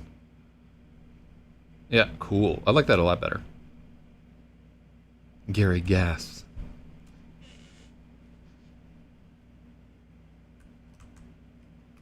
I already fixed the subject confusion. Gotcha. There is subject confusion there. And oh no, I didn't fix the subject confusion there. Whose mind is being flooded? It could be Duchance flooding his own mind with images. It could be him flooding Gary's mind with images. He's planting them there. I am not going to clarify it right there. I think the reader can take that whatever way they want. Ooh, a Mars 2020 Perseverance rover is getting launched. Hell yeah. That's fucking dope. Yeah, so I'm going to give Spathy a point there. But I think, like, one, we'd have to spend some effort to fix the subject confusion there.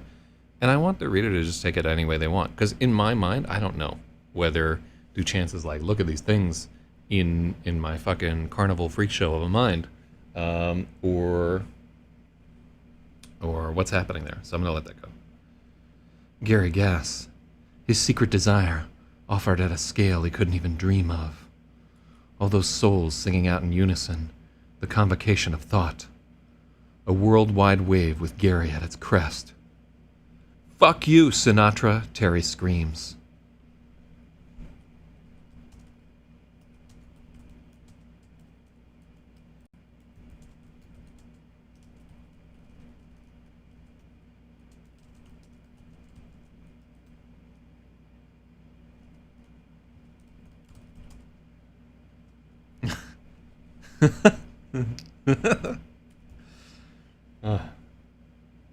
There are absolutely special hammers for drywall.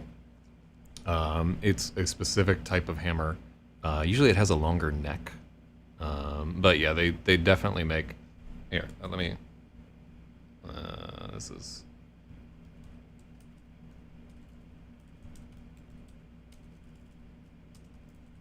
There we go. This is a drywall hammer. It's one of the most important tools a drywall hanger owns, because it has that hatchet end. Why can't mods remove other mods' chats? YouTube is really shitty about it. So Brongulus says, otherwise I've been installing drywall wrong this whole time? Perhaps, yeah.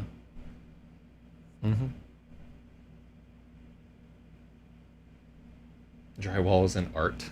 Fucking drywall. Old school drywall master. Okay, so this, Terry has a drywall hammer here. We have to go all the way back to fucking 663 is where we're at.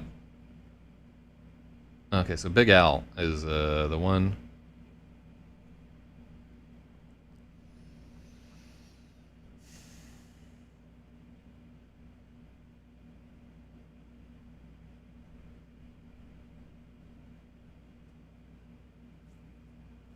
Yeah, and so this stops being Big Al.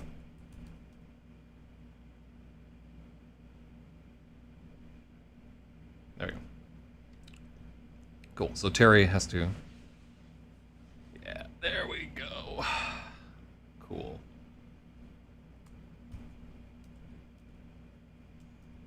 Boom. I'm really glad that we were able to remember that tiny detail. Picard makes the best hammer as IMO. Wait. It is indeed the more you know moment. Oh, so glad we added that. All right.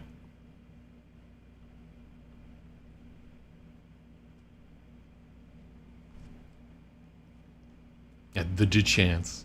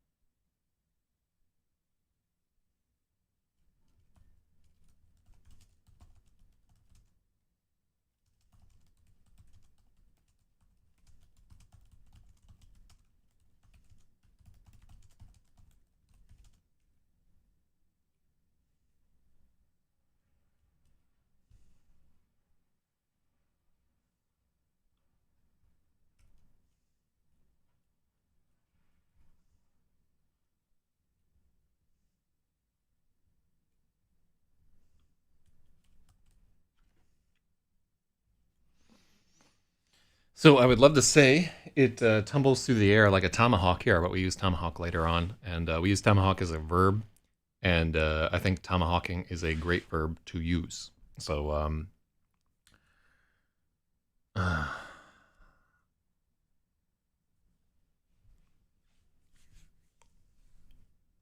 all right, all right.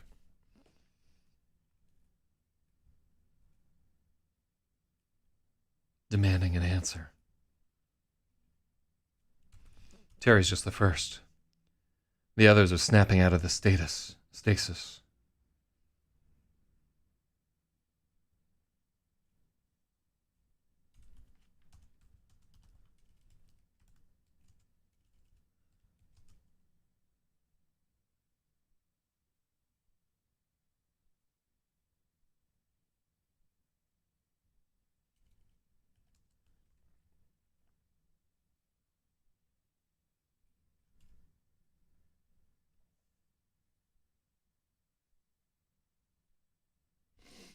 Feels like the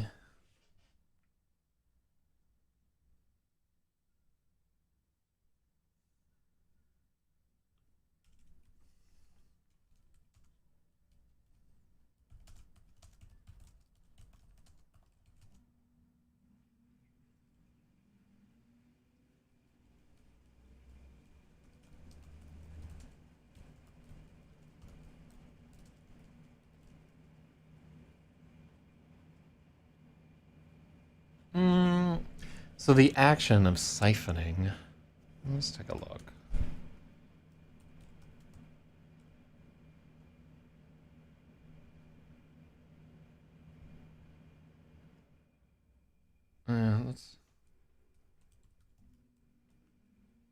Let's go.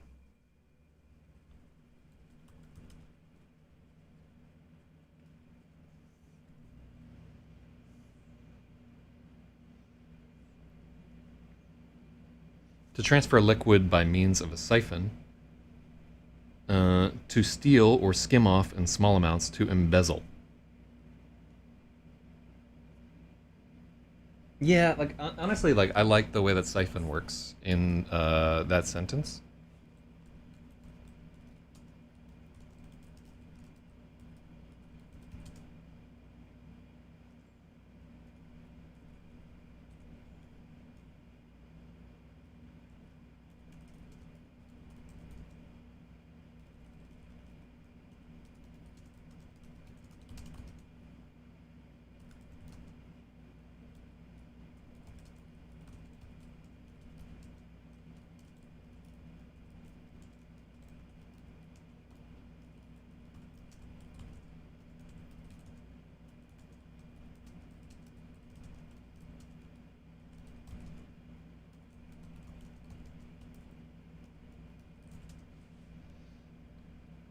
Yeah. A tube-like organ found in animals. I take it back. Perfect fucking usage.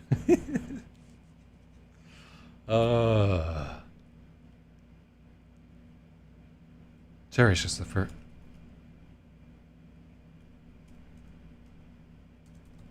Terry's only the first. The others are snapping out of stasis. The picture of the great.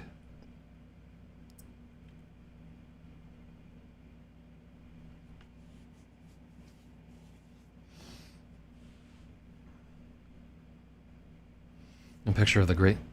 I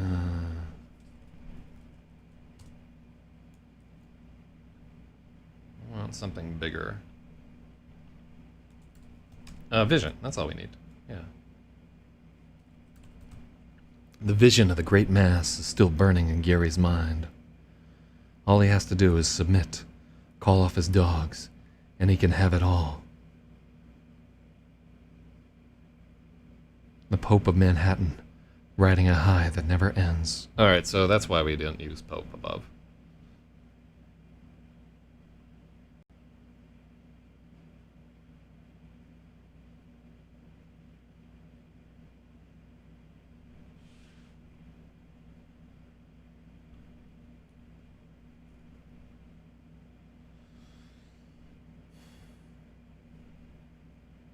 If you've ever cleaned aquariums with a tank vacuum, which works by siphoning, it's totally the right image. Yeah, I think...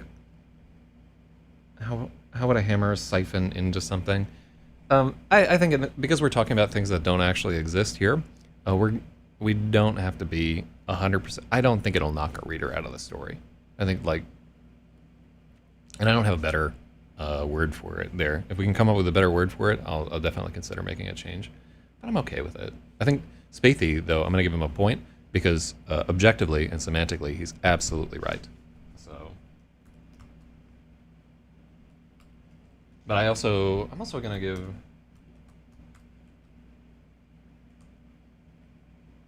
Yeah. I'm also going to give Brongulus a point there for standing up for something that, even though it's wrong, it feels so right. Hell yeah. Does it knock you out of your suspension of disbelief also, Logic? Well, I like it. I really do like it.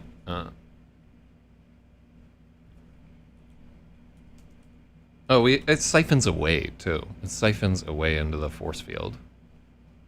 I like the sound of that word there, too. I really like it. Yeah, you're at the end of the book. You'll read on. Maybe we can think of something better, though. Let's put a pin on it. It's also something that an editor may address. They may be like, no, not siphon. You want slurps away. You could potentially use like sucks away into the force field, or slurps away, or I don't know. There could be a sound associated with it, like slorp or something like that. I know, even if it's the end of the book, every page has to stand alone. I want you to be able to flip to any fucking...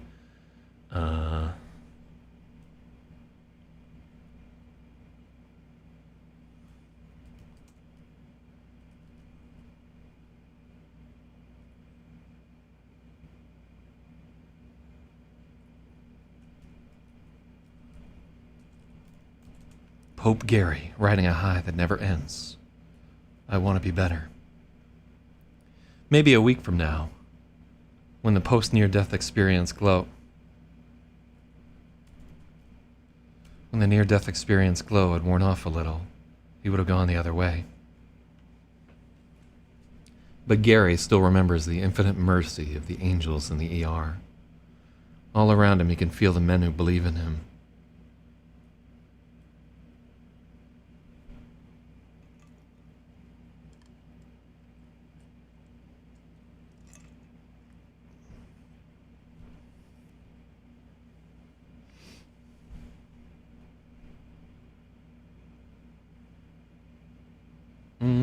I want something that like captures their like something like downtrodden, but not quite downtrodden.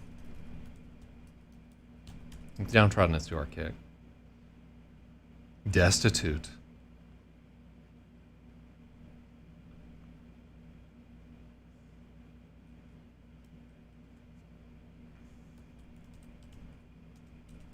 I like that, yeah. Yep. Comma time.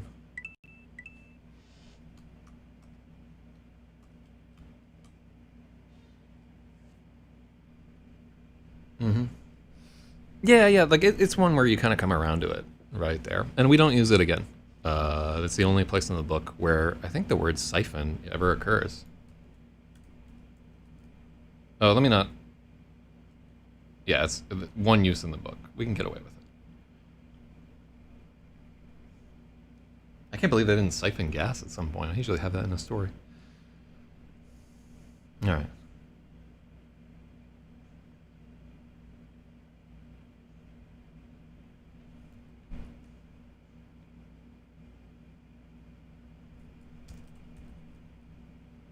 All around...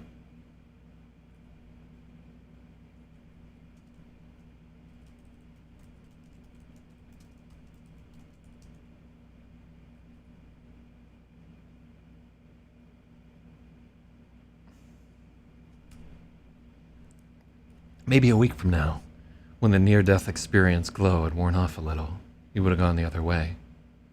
But Gary still remembers the...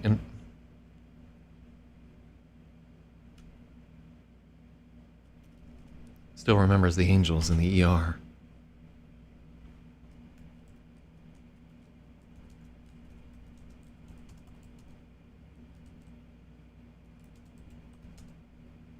All around him are his army.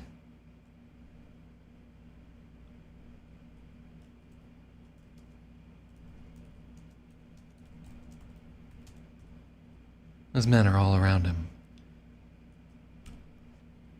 They forsook junk in the bottle to follow some fat fool into doomsday. They marched into battle with the devil himself, just because he asked them to. Comma. Cool. Fuck him up, Gary shouts. His voice cuts through Duchance's spell.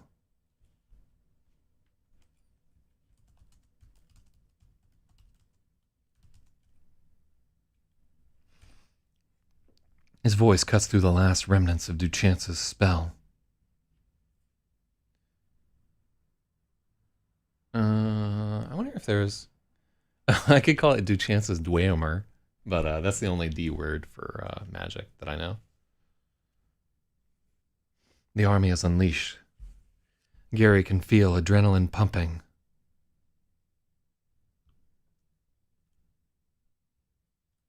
Yeah, let's take that out. Yeah, prestigiation. It's not quite. Oh, you know what I like? Glamour. Yeah, I fucking love. You know, I like it. The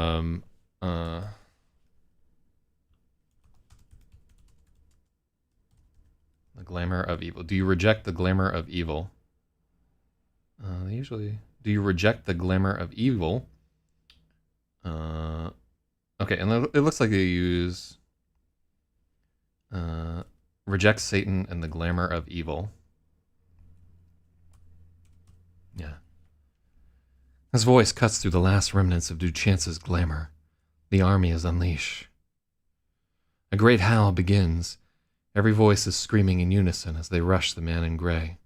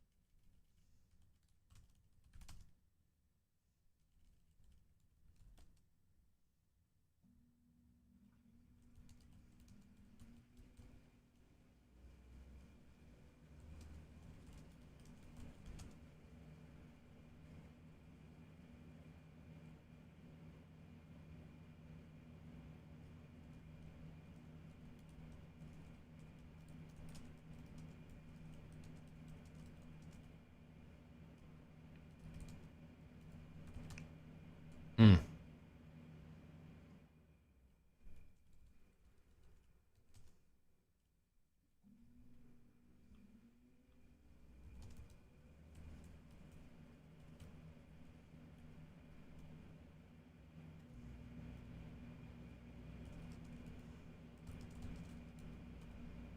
With a great, furious howl, they rush the man in gray.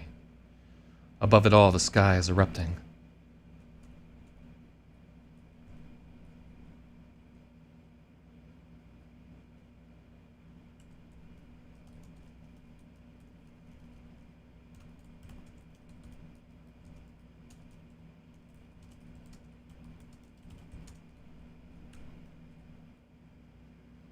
Mm-hmm.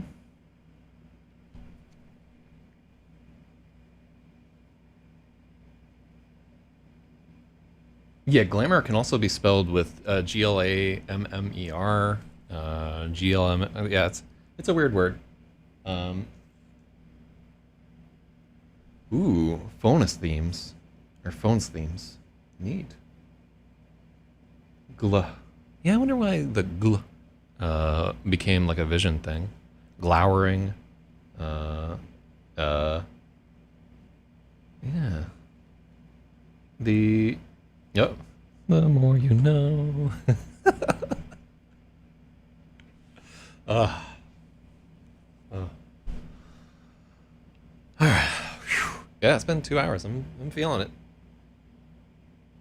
Mm.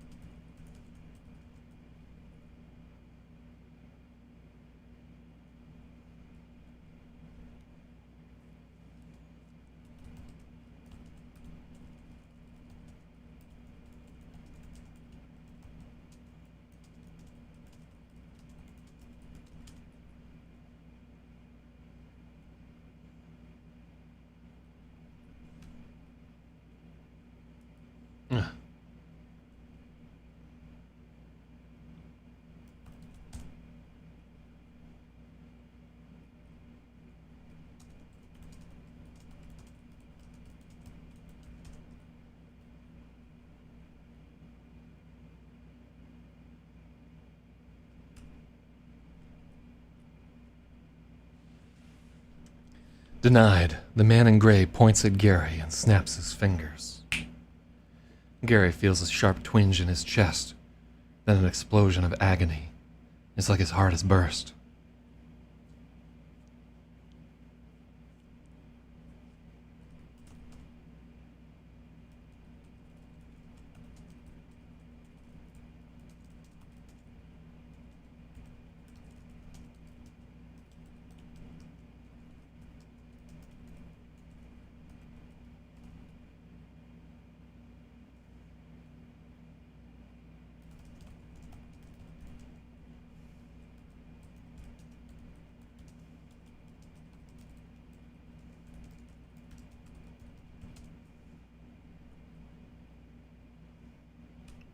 He drops to his knees and slumps forward under the corpse of a dead fireman.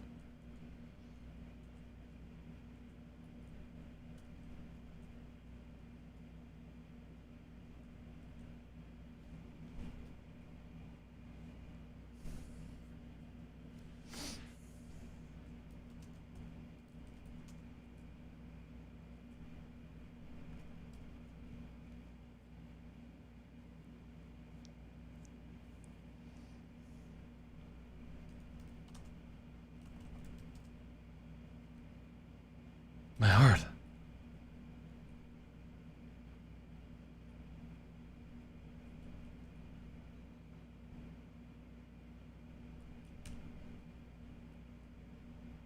Yeah, that's much better than, like, his heart is burst, which I think is too problematic for the reader to parse.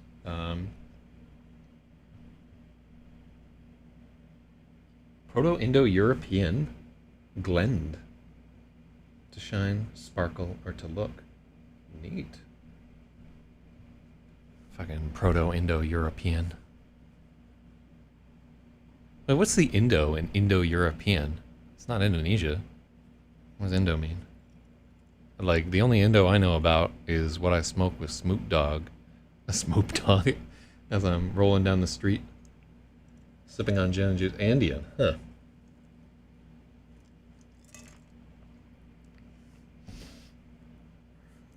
Ah. Curse them. Alright, what do we got here? Yeah, I don't know why. I guess if I thought about it for a while, I would have known, like, maybe figured it out, but I just didn't know it off the top of my head.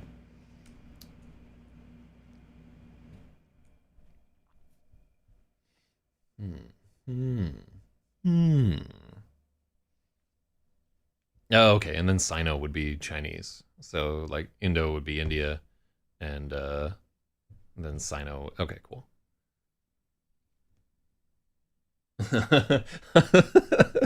Smithy with the I'm something of a Proto-Indo-European myself. As in the subcontinent. I love it. Oh, that's amazing.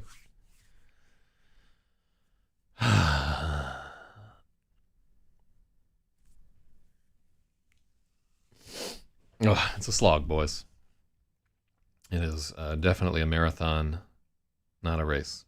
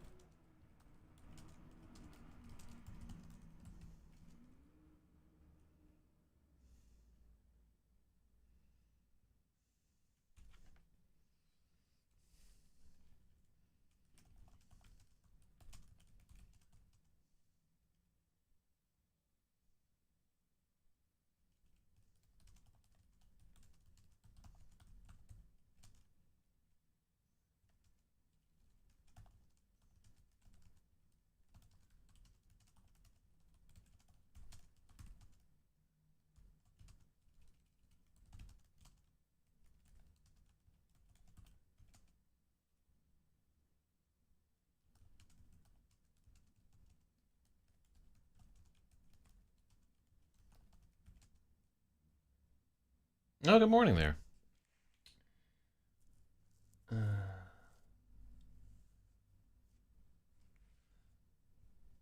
Nile Delta, the Mesopotamian Delta, and the Indus Valley Delta.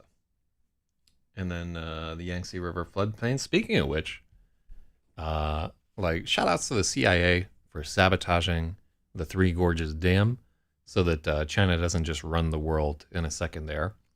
I firmly believe that they're going to go with my amazing suggestion of just floating depth charges down the river to blow up that old dam. Because yeah, we just hit a point after they came out with this bioengineered virus where they were in a position to take over the world stage. So we're just going to sabotage their dam. That's how I think the world works. I'm not a scholar, but that's my science fiction reading of world events. So they have to flood Wuhan to destroy the evidence. Oh, they're flooding us with genetically modified biowarfare seed weapons. I saw that, like the weird seeds. Somebody is gonna plant those seeds. And I like the part where it's the like, don't leave negative feedback on these seeds. I didn't recognize the seeds either. They're not pot seeds, which is like the only seed that I probably would have recognized right there. But they're like black and evil looking. Flooding Wuhan to destroy evidence was the first one of these I saw. I love all that shit. I know it's not real, but I want it to be real. Plant them or just toss them out and they grow. Yeah, they're so the State Department is trying to destroy all of them and figure out what they are. Honestly, it's probably something real innocuous right there. Maybe they're just like Chinese hogweed or fucking kudzu or something like that. I don't know. I better like the theory that their dam was incompetently designed.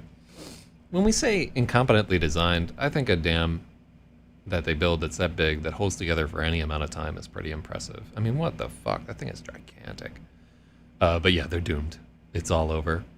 And honestly, you know, I think if the CIA isn't trying to blow up their dam, they're fucking delinquent. You know, that's their job, to fuck people over, to ruin the world, and you know, make America amazing so that we can sit on our golden throne over a field of corpses with Kaiser Duchance. Die Phi Epsilon. Oh, don't forget about the Mississippi River Delta. You want to start a new civilization with me? Gangsta.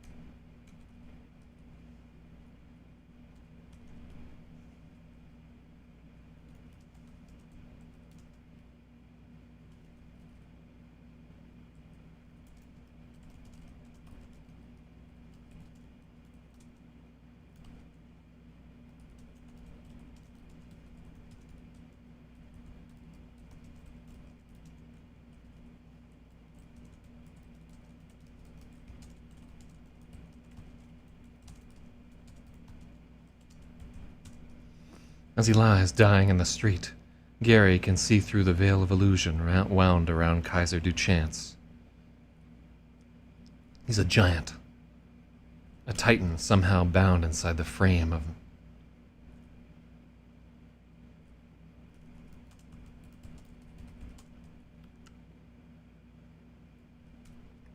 As he lies dying in the street, Gary can see through the veil of illusion wound around Kaiser Duchance.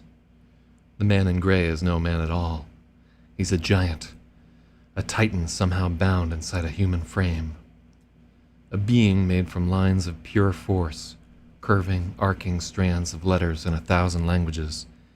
Ancient lines of verse, all knotted together into a terrible engine of rune.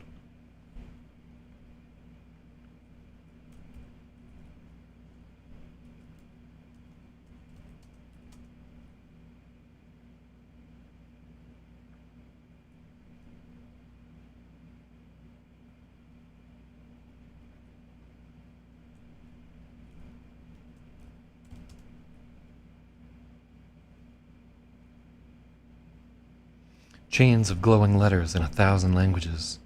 Ancient lines of verse.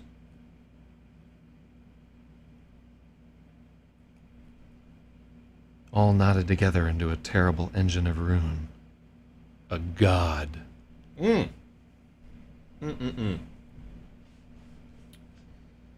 no complaints here.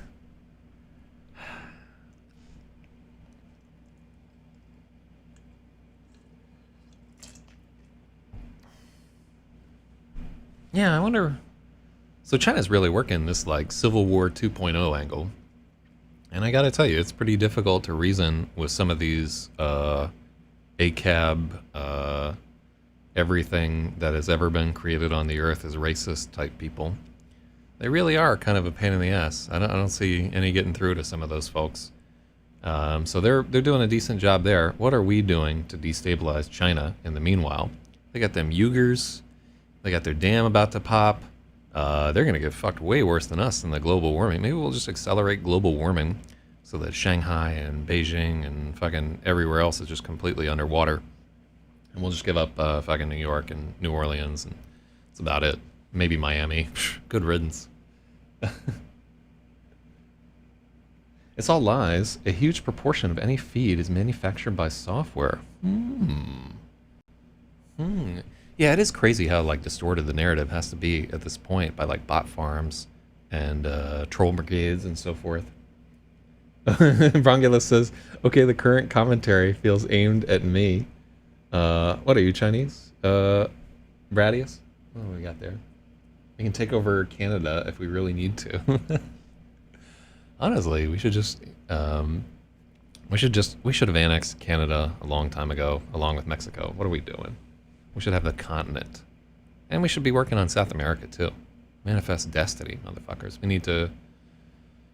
yeah, we should have stomped out Spanish while we had the chance. Now we're fucked. Now we have to be like a bilingual empire. That shit doesn't work. I gotta work on my old Spanish. Anyhow, like, listen to me trying to take a break from... let's work hard in this...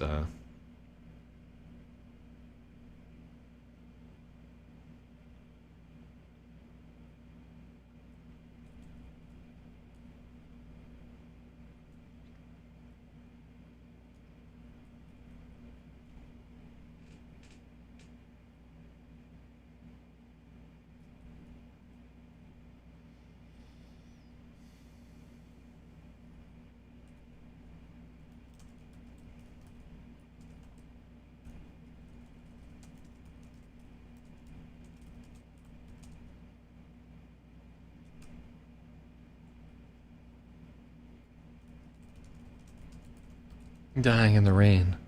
Gary can see through the veil of illusion wound around Kai.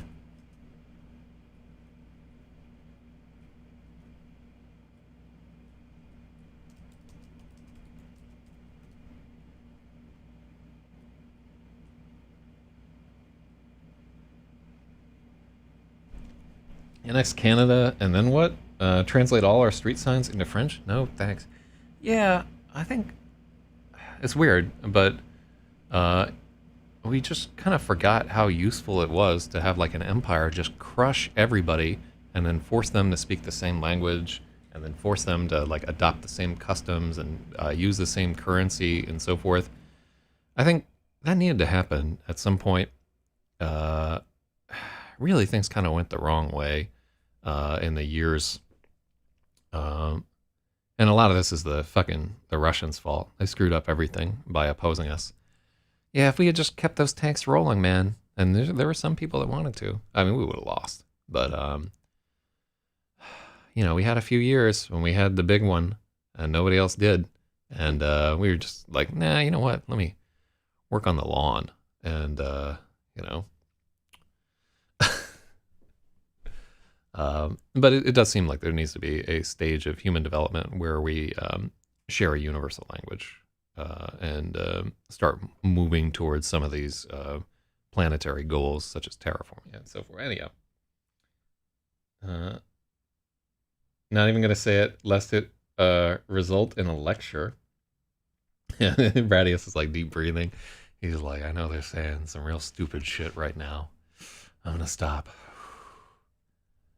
Oh yeah, I, oh yeah. When I see like, I think Bradius is just like on the other end of the spectrum. I see where like a lot of these protesters are coming from. You know, a lot of that shit's got to change. We've been into it before and so forth, and just I'm suspicious to the extent to which external government entities are manipulating the discourse for their own. You know, it's like you can't foment a riot out of nothing. There has to be an underlying social concern, and right now the underlying concern is just there are too many losers in this country, and I don't say that as a pejorative losers. There are too many people who are losing the race, and they feel no hope in the race, and they're never going to climb out of the pit that they're in, and things are so unbalanced that when you get to a certain concentration of losers, all the losers look to each other and they say, "Let's stop playing this game. We can't ever win." It's like the point where everybody in the game turns to each other and let's just fucking FF. You know, let's stop playing this dumb game. And the new game is you know, we're gonna go from a like a team oriented game to a battle royale. Mm.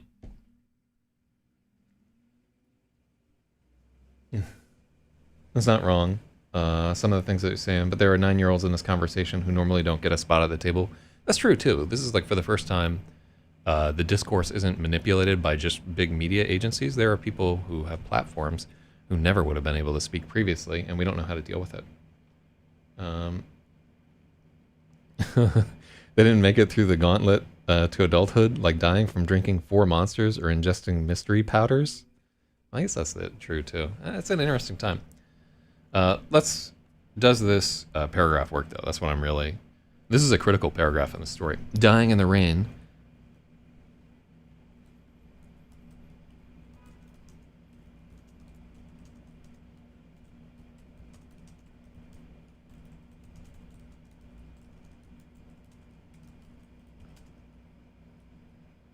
The man in gray is no man at all. He's a giant. A titan somehow bound inside a human frame. A being made from lines of pure force.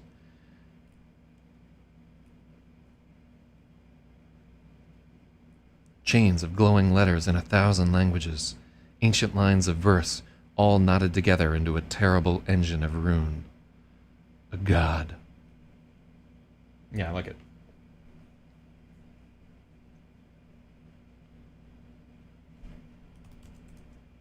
No, I don't want to change it. Yeah, I don't want that there. Cool. Yeah, that's definitely like had to do a little bit of acid to get that particular that description is straight out of one of the most powerful and terrifying acid trips that I ever took off of Mad Hatter back in like 1997. Oof.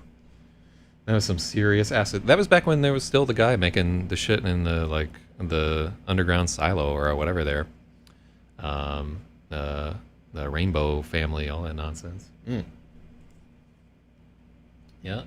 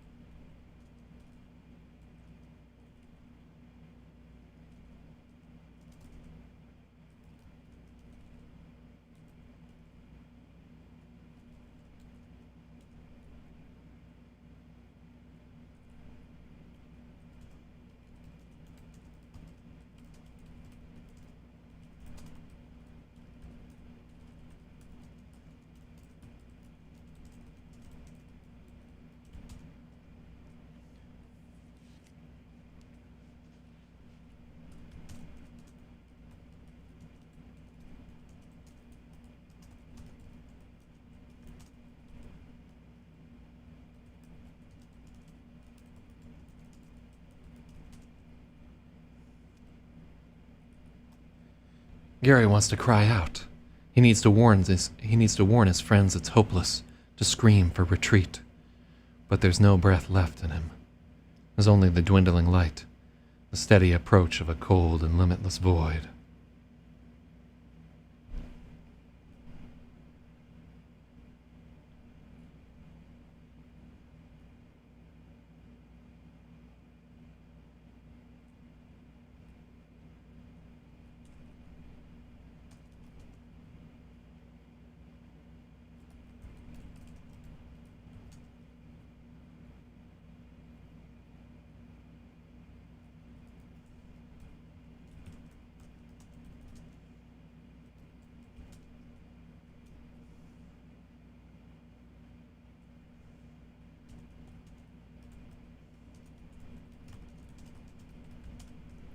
was only the dwindling light, the cold approach of the void.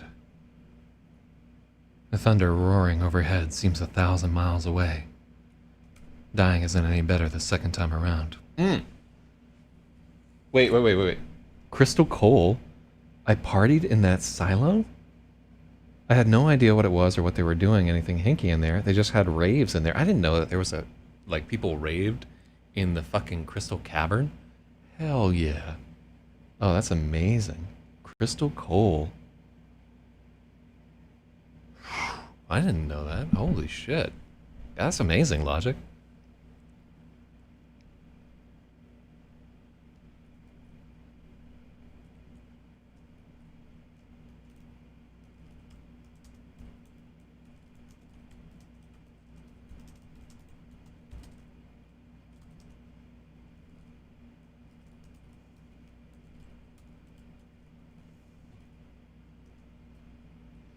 At least this time he's not alone. Oh, he is alone, though. And then this is...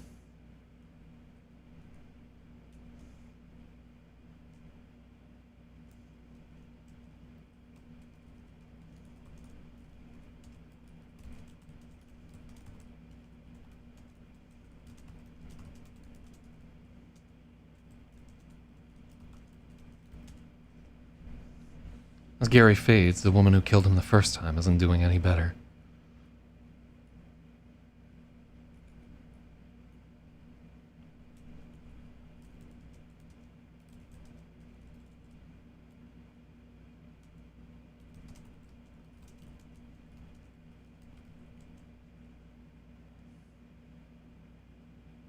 Oh, Crystal Cole is the stripper that was the dude's girlfriend. I'm friends with her on Facebook.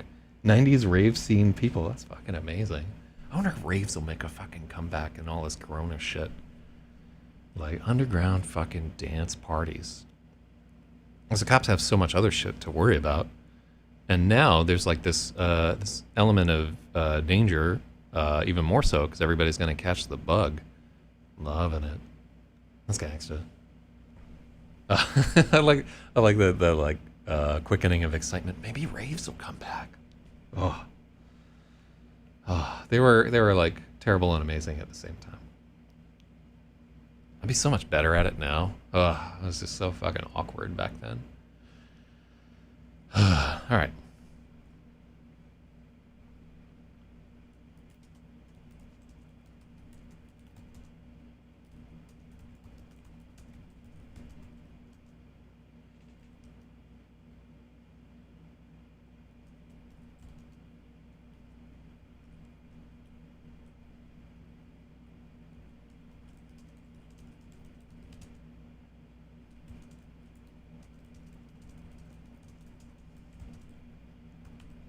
Just on our way, just up the street, Sarah's on her way to join him. Yeah.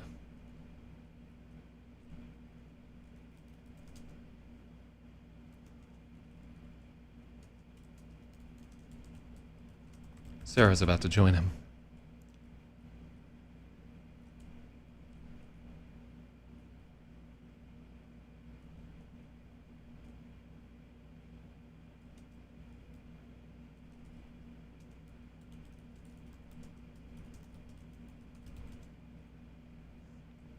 A little ways up the street.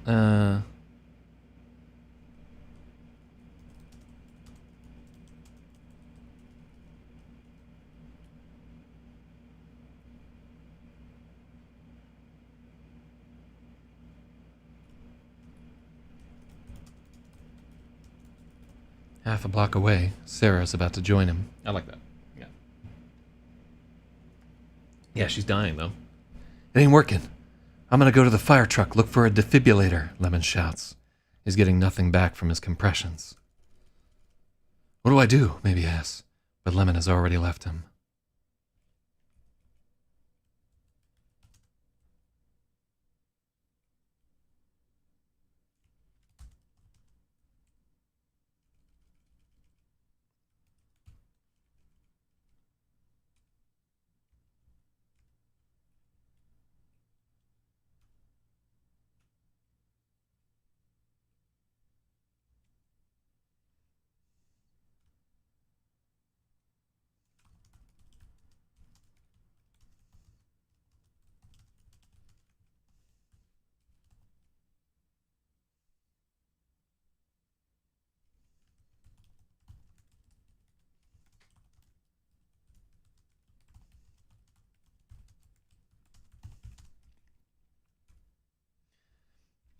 Lightning strikes the steeple again. The battle rages on. Manhattan's unwanted swarm the man in gray. Too many to mesmerize. Too far gone to frighten. Yeah. Yeah. Sorry, Logic. I mean, you know, she got fucking death touched by Duchance. Same fucking thing happened to Gary. Oh, yeah, they were, it was destiny.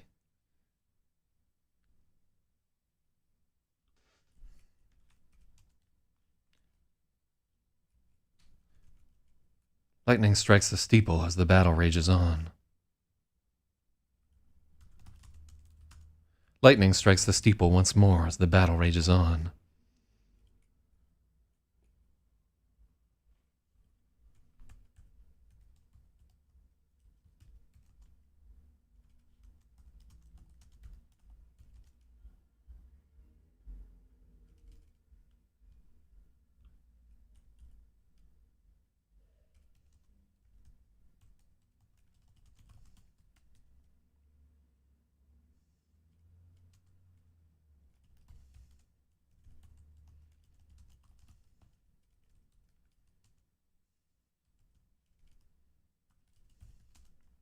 Lightning strikes the steeple again, illuminating the desperate battle.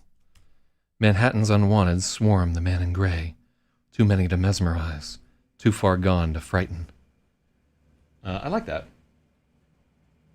What's dim macht? I don't know what I can't. Hold on, let me look that up. Oh, Bloodsport? Oh, the Touch of Death. Oh, yeah. I remember that.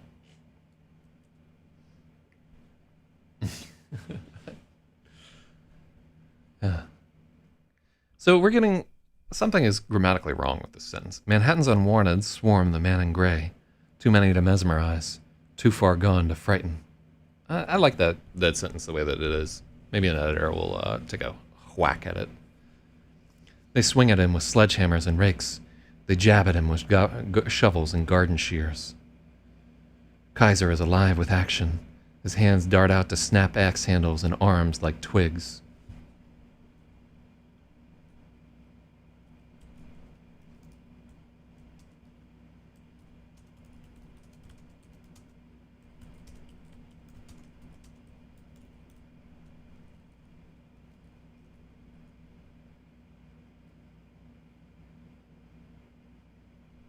Misplaced modifier. Too many to mesmerize and too far gone to frighten. I don't like the and there. Manhattan's unwanted swarm the man in gray. Too many to mesmerize, too far gone to frighten. Because we lose the sort of 1-2 cadence of that if we add the and.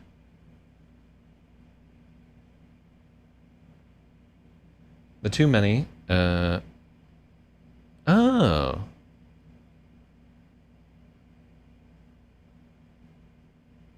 Oh yeah, they do. Yeah, in the ordering. Suggest related to split infinite. I don't know what any of that shit is.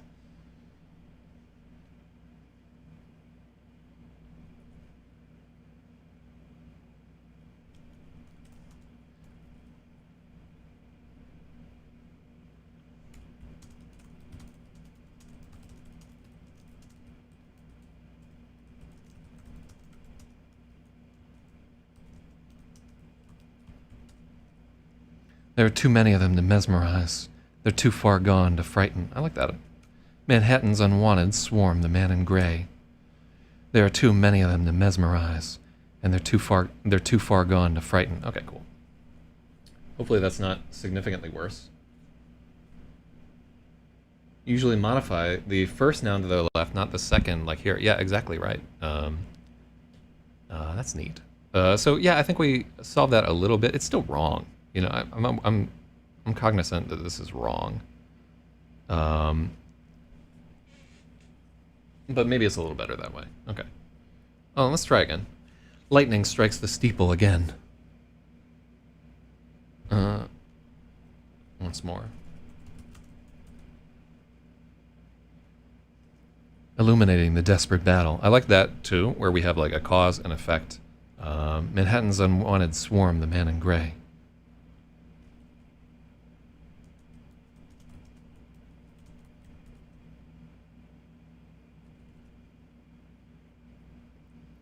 Manhattan's unwanted swarm the man in gray. There are too many of them to mesmerize, and they're too far gone to frighten. Okay, it's correct now? Cool. Yeah, it's good to have a cunnilingus in our midst. Yeah, it's something valuable. I don't remember what the fuck a split infinitive is, but I had heard of misplaced modifiers before. I wouldn't have got that the ordering was wrong on my own. So hold on, let's get Bradius one there, and I think we got it. That's a good one. Yo, to go boldly, split infinitive example. Okay, cool. And it's also an example of something that's like a classic, in spite of being potentially incorrectualized. What we got here? Who dares to summon me? All right, I don't have to worry about that right now. He lashes out with inhuman strength, sending men flying with every blow. All the attacks against him are melting into his field, regressing into that strange geometry. It costs the man.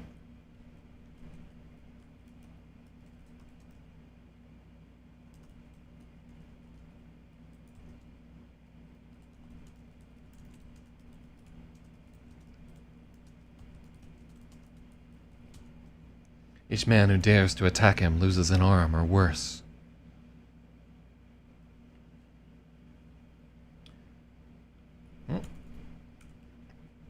Yep.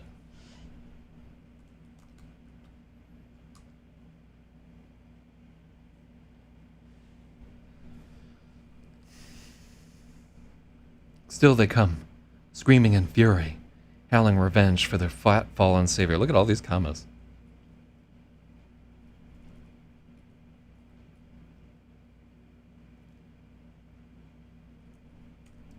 We don't need the fury.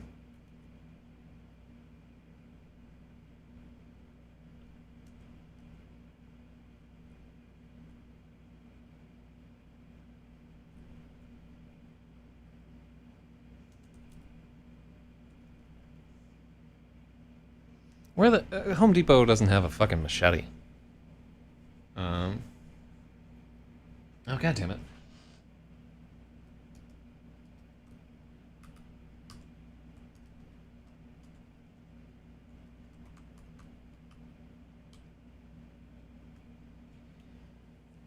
Yeah, I'm real bad about referring to people as like the IRC nickname that I first encountered them by. It's been, especially in like some groups like Teens for Christ, people would change their nicknames all the fucking time, and I'm still calling We Eatin' Kids Spud Newt fucking 20 years later. I'm biased towards the nickname that I'm first exposed to somebody under. I guess that's where they are in the mental database for whatever reason.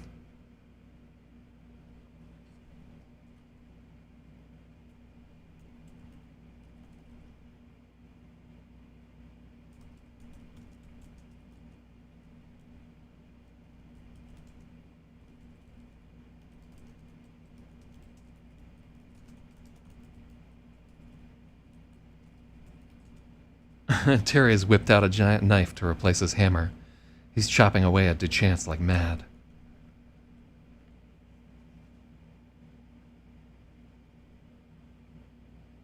Duchance nails him with a punch that caves in his face.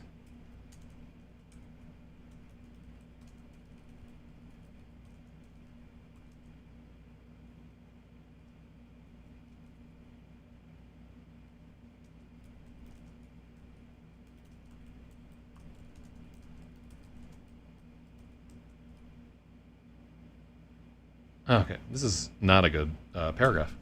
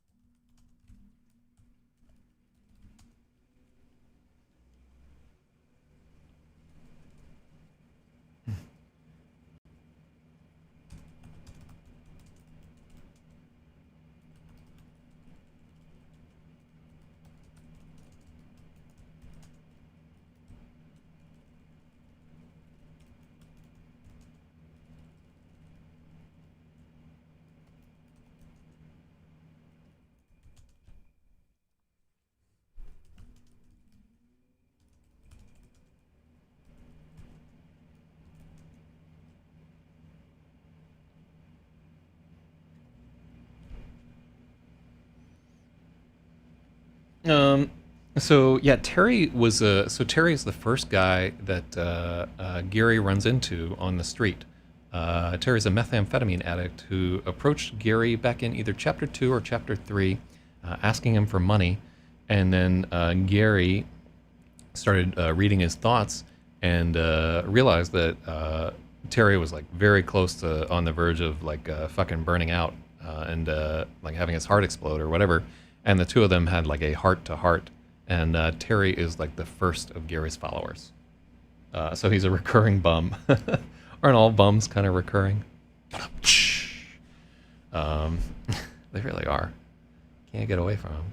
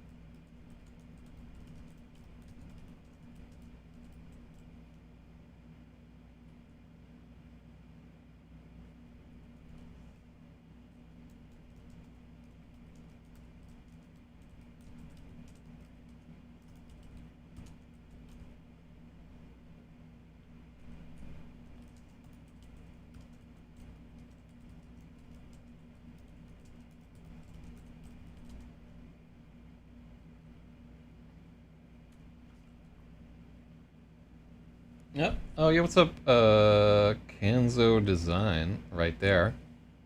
Uh, let me see.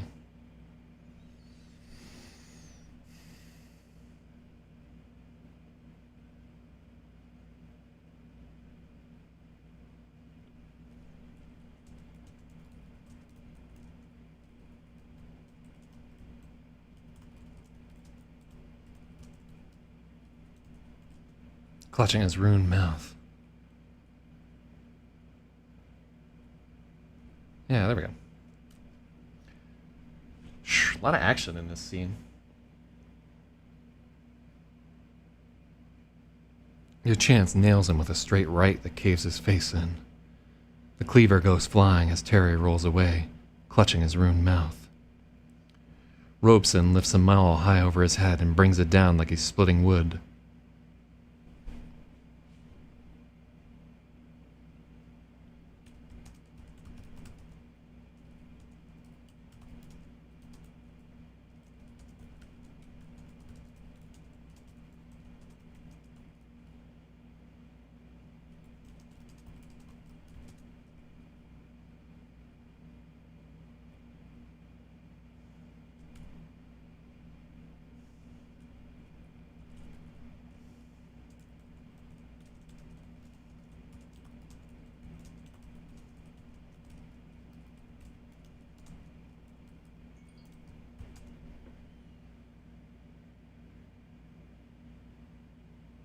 Okay. Mm, mm, mm, mm.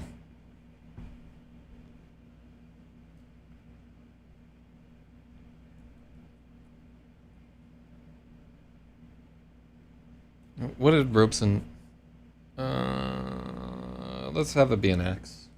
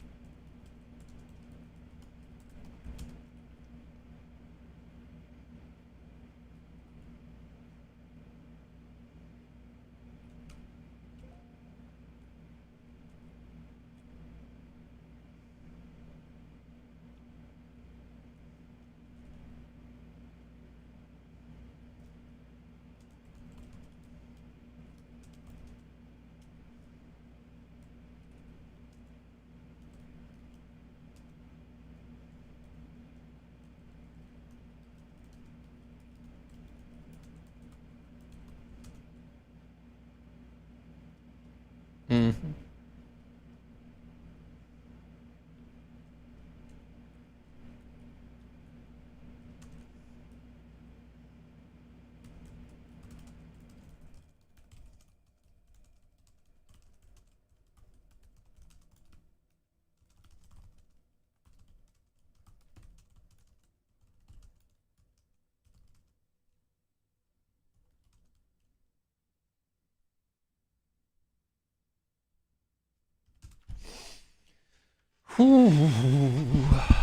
Ba-bump.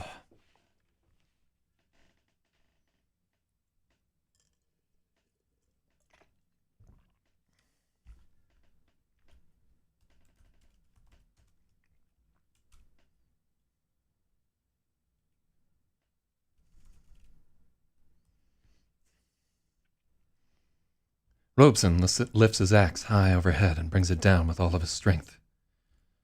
But to chance is too fast.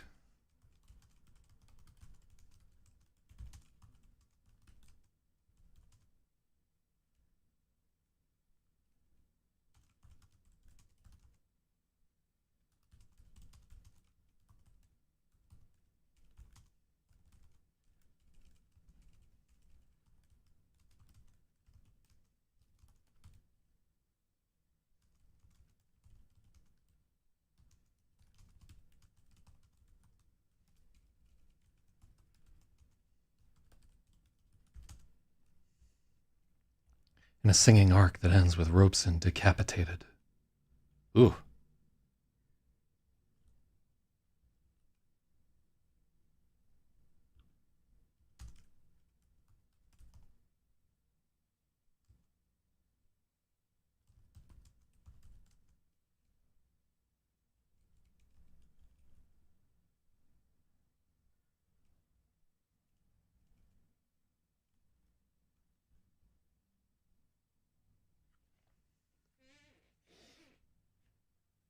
Mm.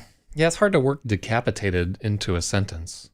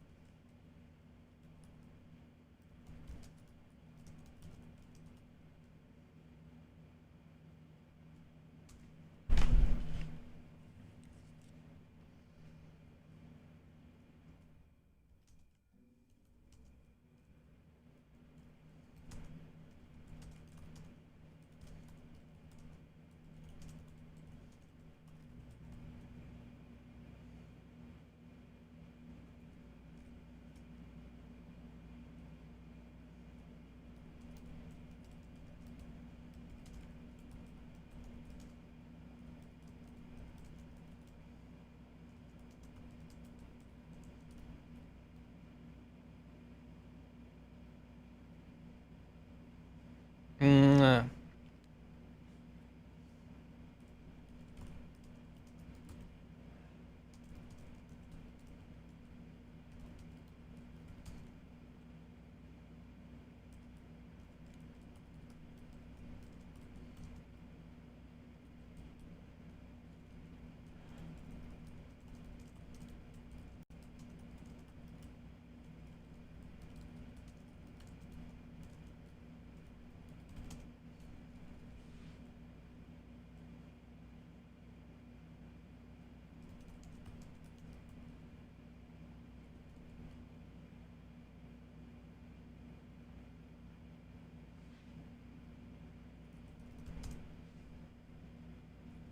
Robeson's body topples into the pile as his severed head rolls away. That's awful. Oh.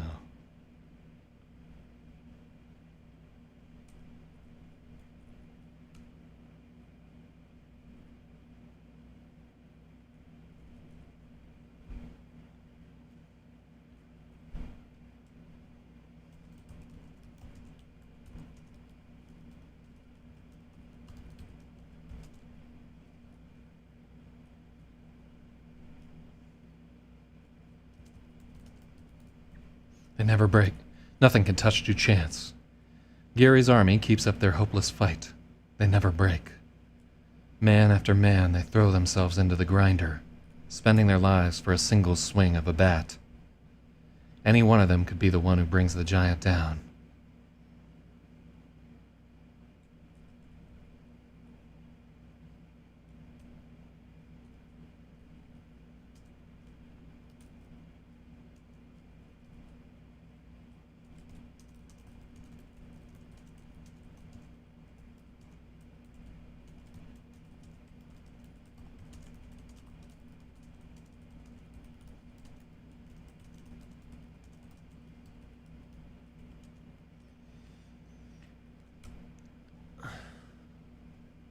The wave of men crashes against the rock and recedes. Duchance is still standing. Gary's men are finished. Few can even limp away. Ooh. It's a rough go for the Hobo Brigade. Nothing can touch Duchance. Gary's army keeps up their hopeless fight. They never break. They never break. Man after man, they throw themselves into the grinder, spending their lives for a single swing.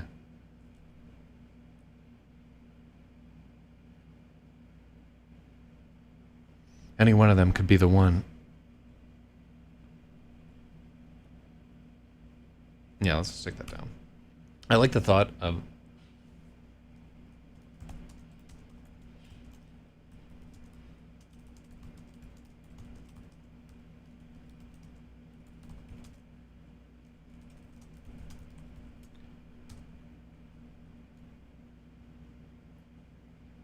I'm up early enough. Oh shit, it's Big Sloth. Sloth, this is the first time you're on the stream. Sloth, try to get an edit in there somewhere so that we can put you in the thank you of the book. I don't know if you know this, but we have like a scoreboard of all the edits that people have put in, and then when they get an edit, we play like a sound effect, and then we put their name in the thank you part of the book. So I'd love to give you up in there.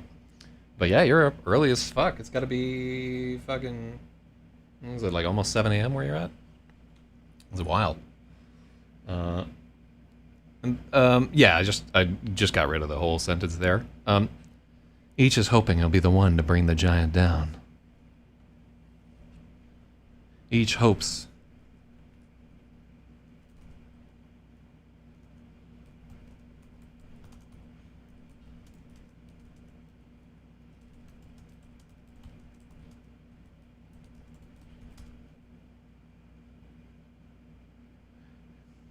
They all fail. I think we gotta get rid of man after man.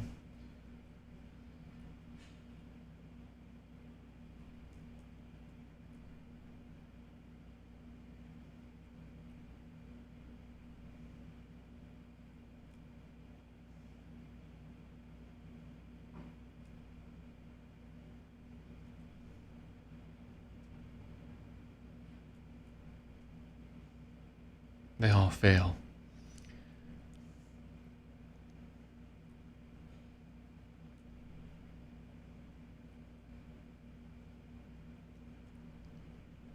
Each hopes he'll be the one to bring the giant down. They all fail. I can't write in the mornings? Yeah, I can only write in the mornings. So, Duchance is still standing. The wave of men crashes against the rock and recedes. Duchance is still standing. Gary's men are finished. Few can even limp away. Grinning, Duchance looms over Terry, picking him up by his collar.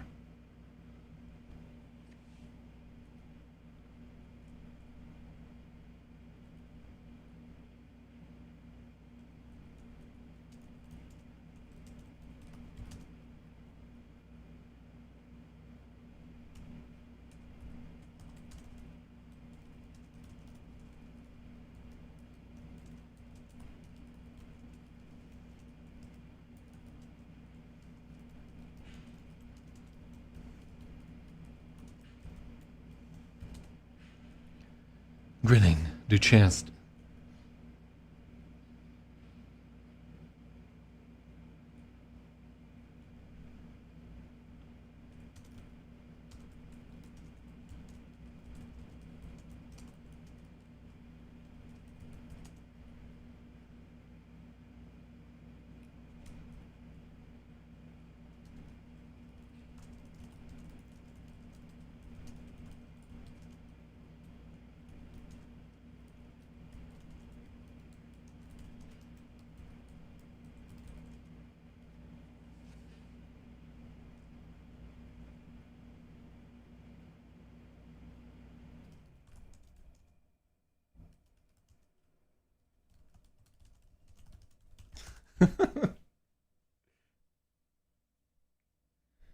So a hopeless assault keeping up assumes they would never break.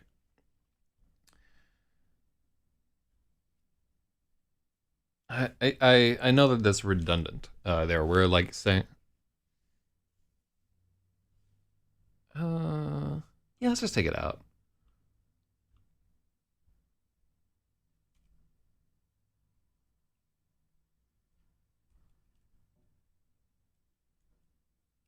Yeah. All right. So sloth. Okay. So cool. Welcome to the leaderboard, there, big sloth. So I'm 100. I definitely I don't want to be like one of those. I was thinking the exact same thing, but I like the repetition for emphasis. But I also want sloth to get a point, and especially with Bradius agreeing, like that's 2 against 1. Let's do it. So congrats, sloth. You're on the board. Booyah. Sorry, the comma coin is the only here. Like I could play the Spathy sound effect too, but it won't display you on the board though. I think it only displays like the top 20. So sorry, but you're in there. Spathy has like the list. Terry's the last one still fighting.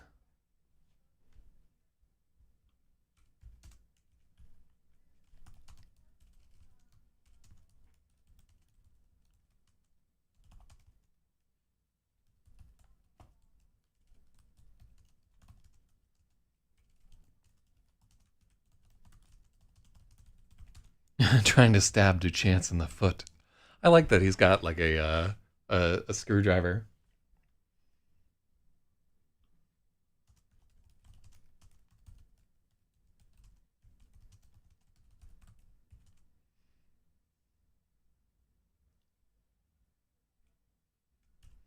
So this like holding a knife or something like that. Typically, you would describe it as like holding it like an ice pick, because that's how you hold an ice pick when you're. But who the fuck uses an ice pick? You know, like nobody. You know, and I can't think of something else. Like you hold a knife like that in the movie Psycho, but that's it. Yeah.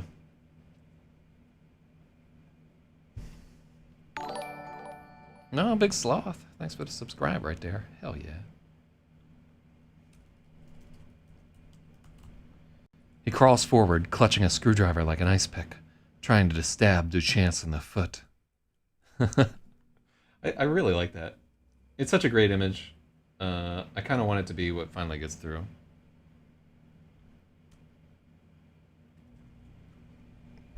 What do you think? I think we just take out. Yeah, I really like the screwdriver. In my head, by the way, it's a Phillips head screwdriver. Yeah, absolutely. I wouldn't add that though. That's unnecessary detail. I love that. That's his game plan. To just stab this guy in the foot with a screwdriver. Fuck this dude. Knife forward stance, but that sounds yeah. Oh, that's cool. Well, did you ever take like that fucking Filipino knife fighting shit? Or did you get into like Krav Maga? No, that's our sloth. Yeah, Crazy Sloth 9 is Big Sloth. The fucking Don Corleone of IRC. The racist one.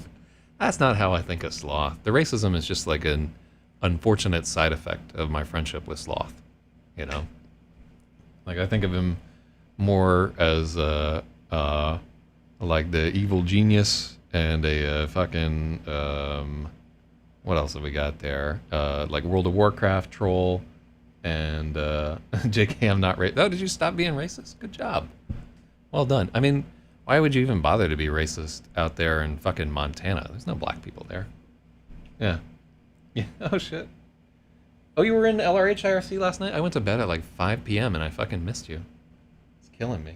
I was never racist? Oh, it was all just a LARP? I don't know, man. I still remember that one time at the beer hall. I've told this story before. I'm not going to embarrass you with it. But where you had just flown in from Philly. You know what I'm talking about? Oh. All my friends looking at you like...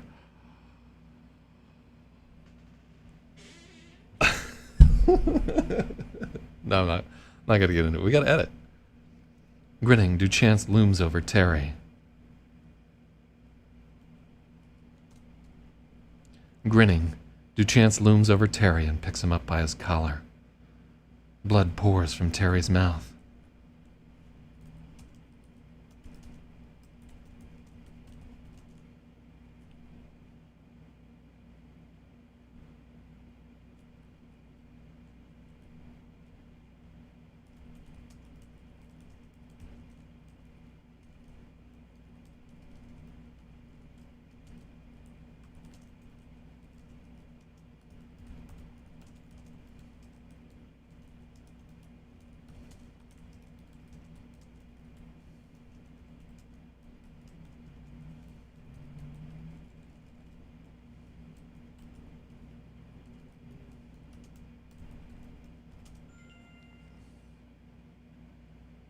His face is swollen up like a purple-red balloon. What did I say? I think you just said something like, man, I just was in the Philadelphia airport. There were so many black people there. And all the like super woke roller derby girls that I was there with were like,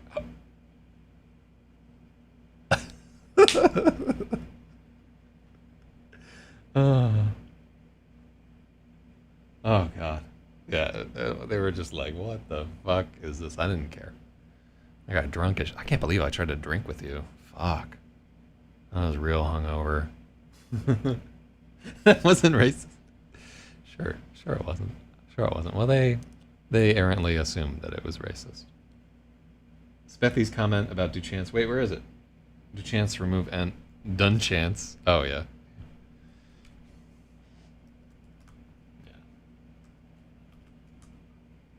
Yeah, I'm sure it was just you were just being ironic there, but they didn't understand.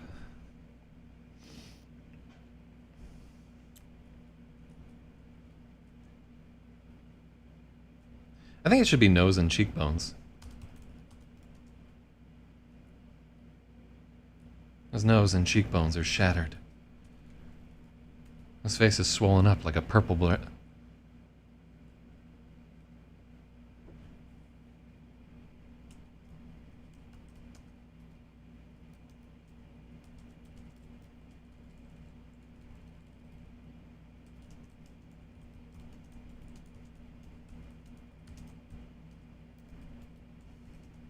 His face is swelling like a purple-red balloon.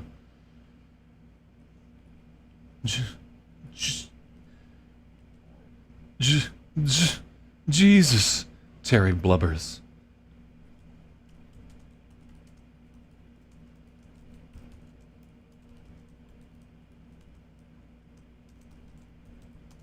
His eyes are wild, darting upwards to the sky. He's gone. There's only me, Duchance roars in triumph.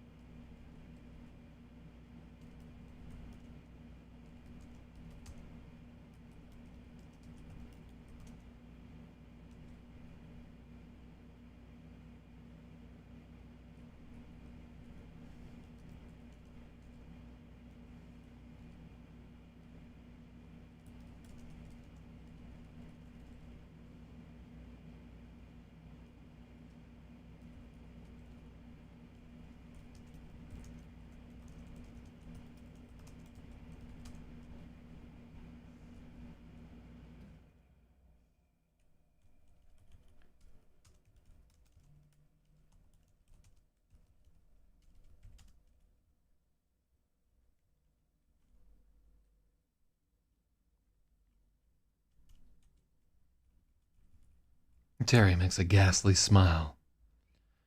30 feet above them, Carl Mason wedges his singed back against the wall and shoves with both feet until the statue topples.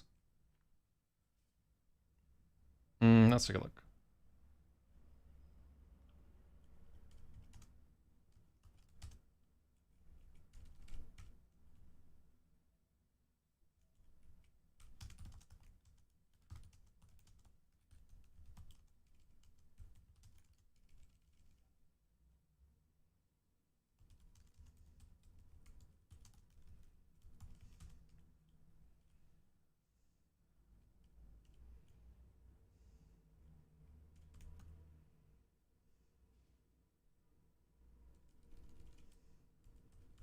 That purple.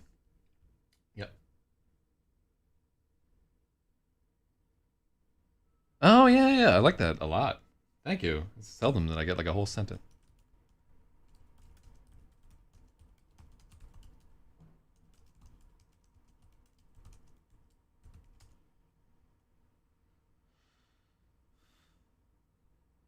Terry's bloody face contorts into a ghastly smile, so I guess his jaw's not broken. 30 feet above them, Carl Mason wedges his singed back against the wall.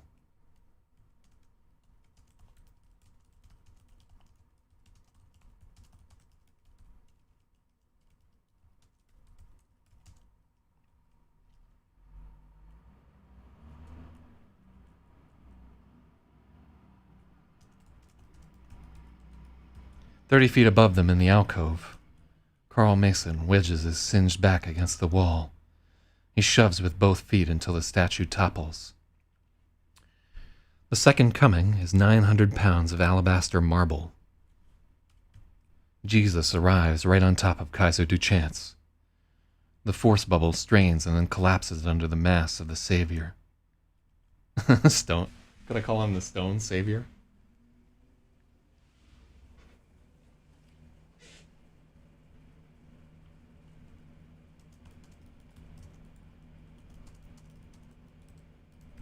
The heavy weight of the Savior.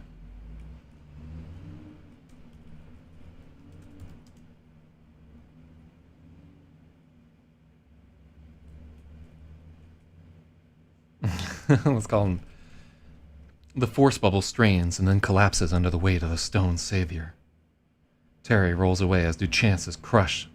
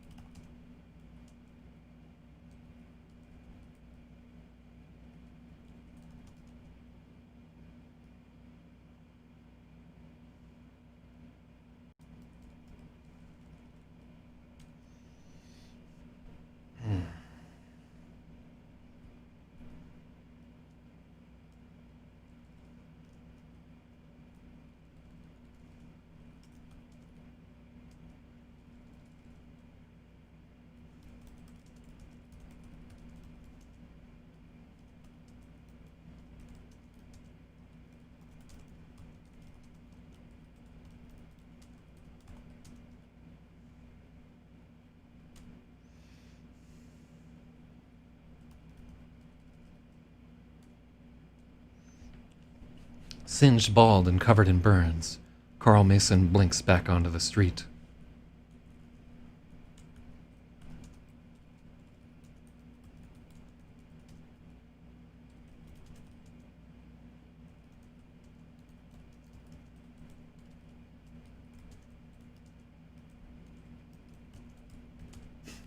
He wobbles like it's the 10th round and he's lost every one.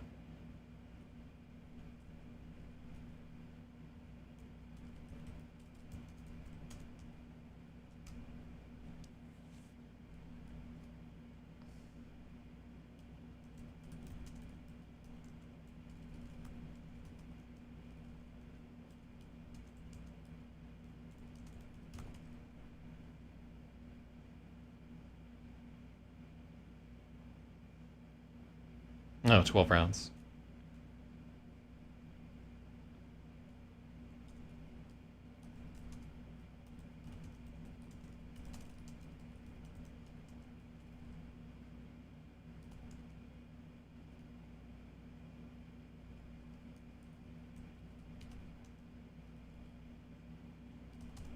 Why can't I spell 12th? 12th.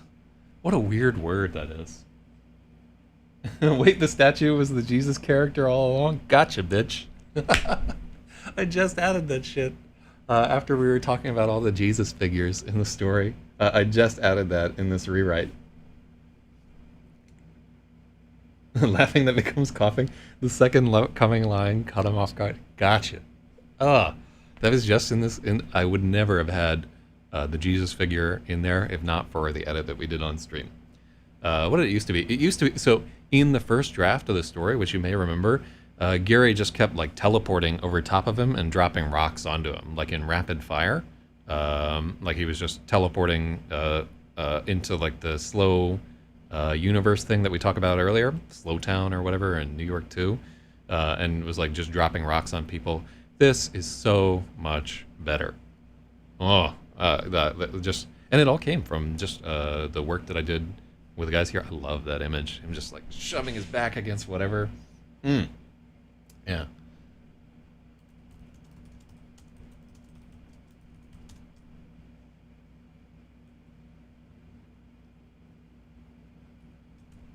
He's reeling like it's the 12th round and he lost them all.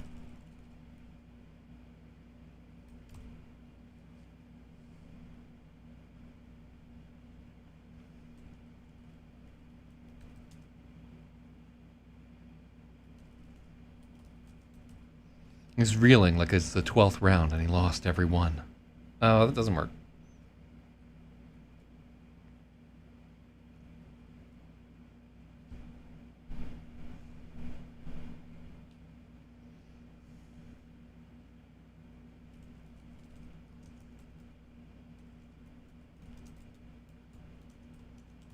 He's reeling like a losing boxer in the 12th round.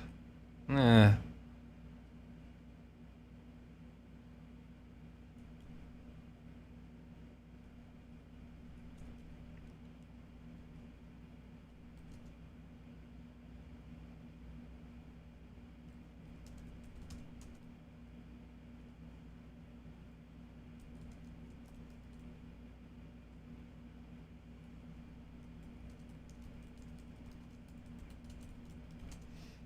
He's reeling like he just went 12 rounds. Carl reaches for the pistol at his waist, but he can't stay on his feet.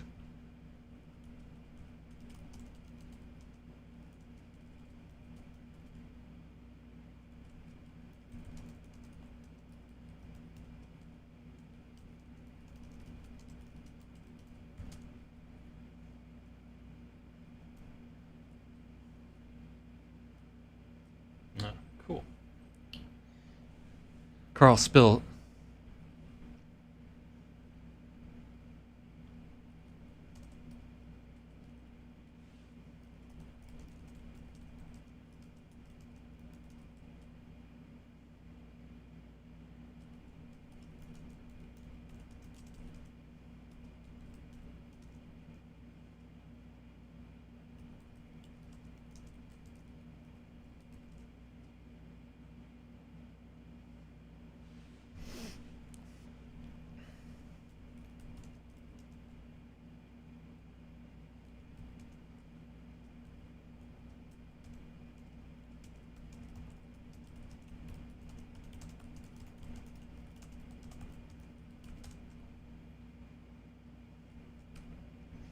He's grasping at the empty holster at his waist, but he can't stay on his feet.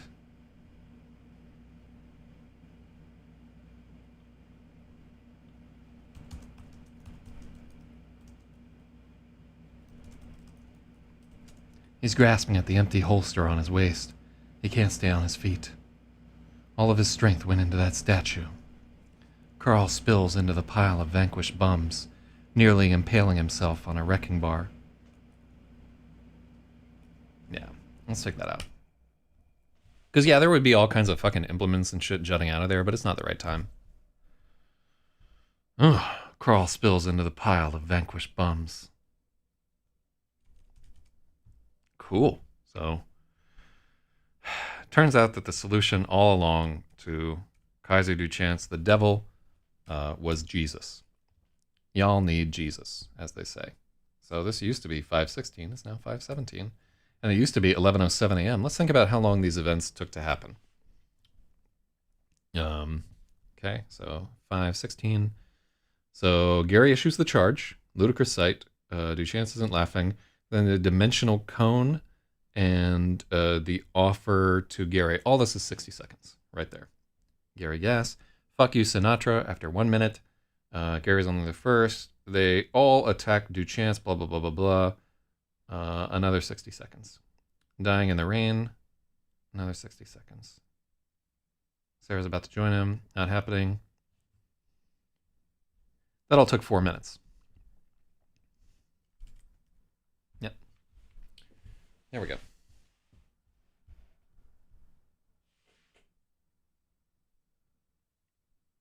Carl's body. Where's Carl's body?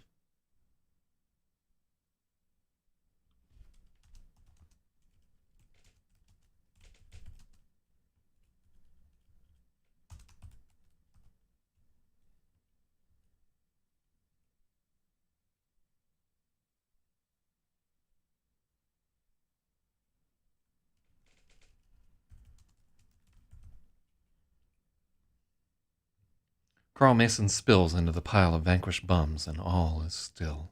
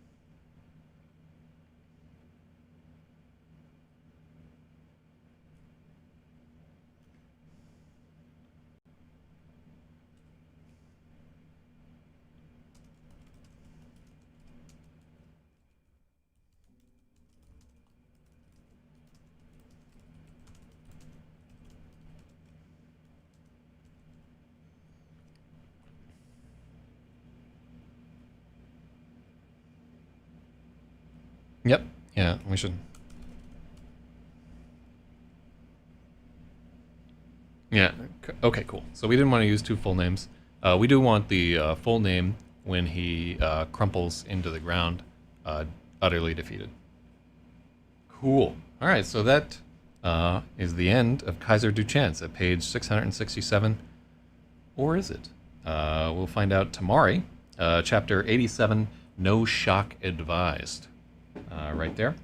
Yeah, so, and I don't want to alarm you, but it looks to me like we only got 40 pages left in this here book. So hope you're enjoying it thus far.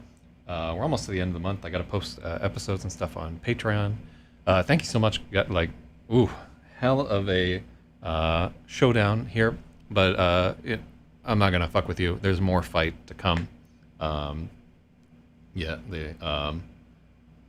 so tune in because the next chapter is the 3rd part. Originally, these 3 chapters were all one big long ass chapter, and I'm really glad we split it up. One, because I didn't like having 91 chapters. 92 sounds like a little bit better. But 2, because like really you need these splits. You need like these moments of pause for the readers to get through. Hold on, Bradius gets a point there. You just did. God damn it.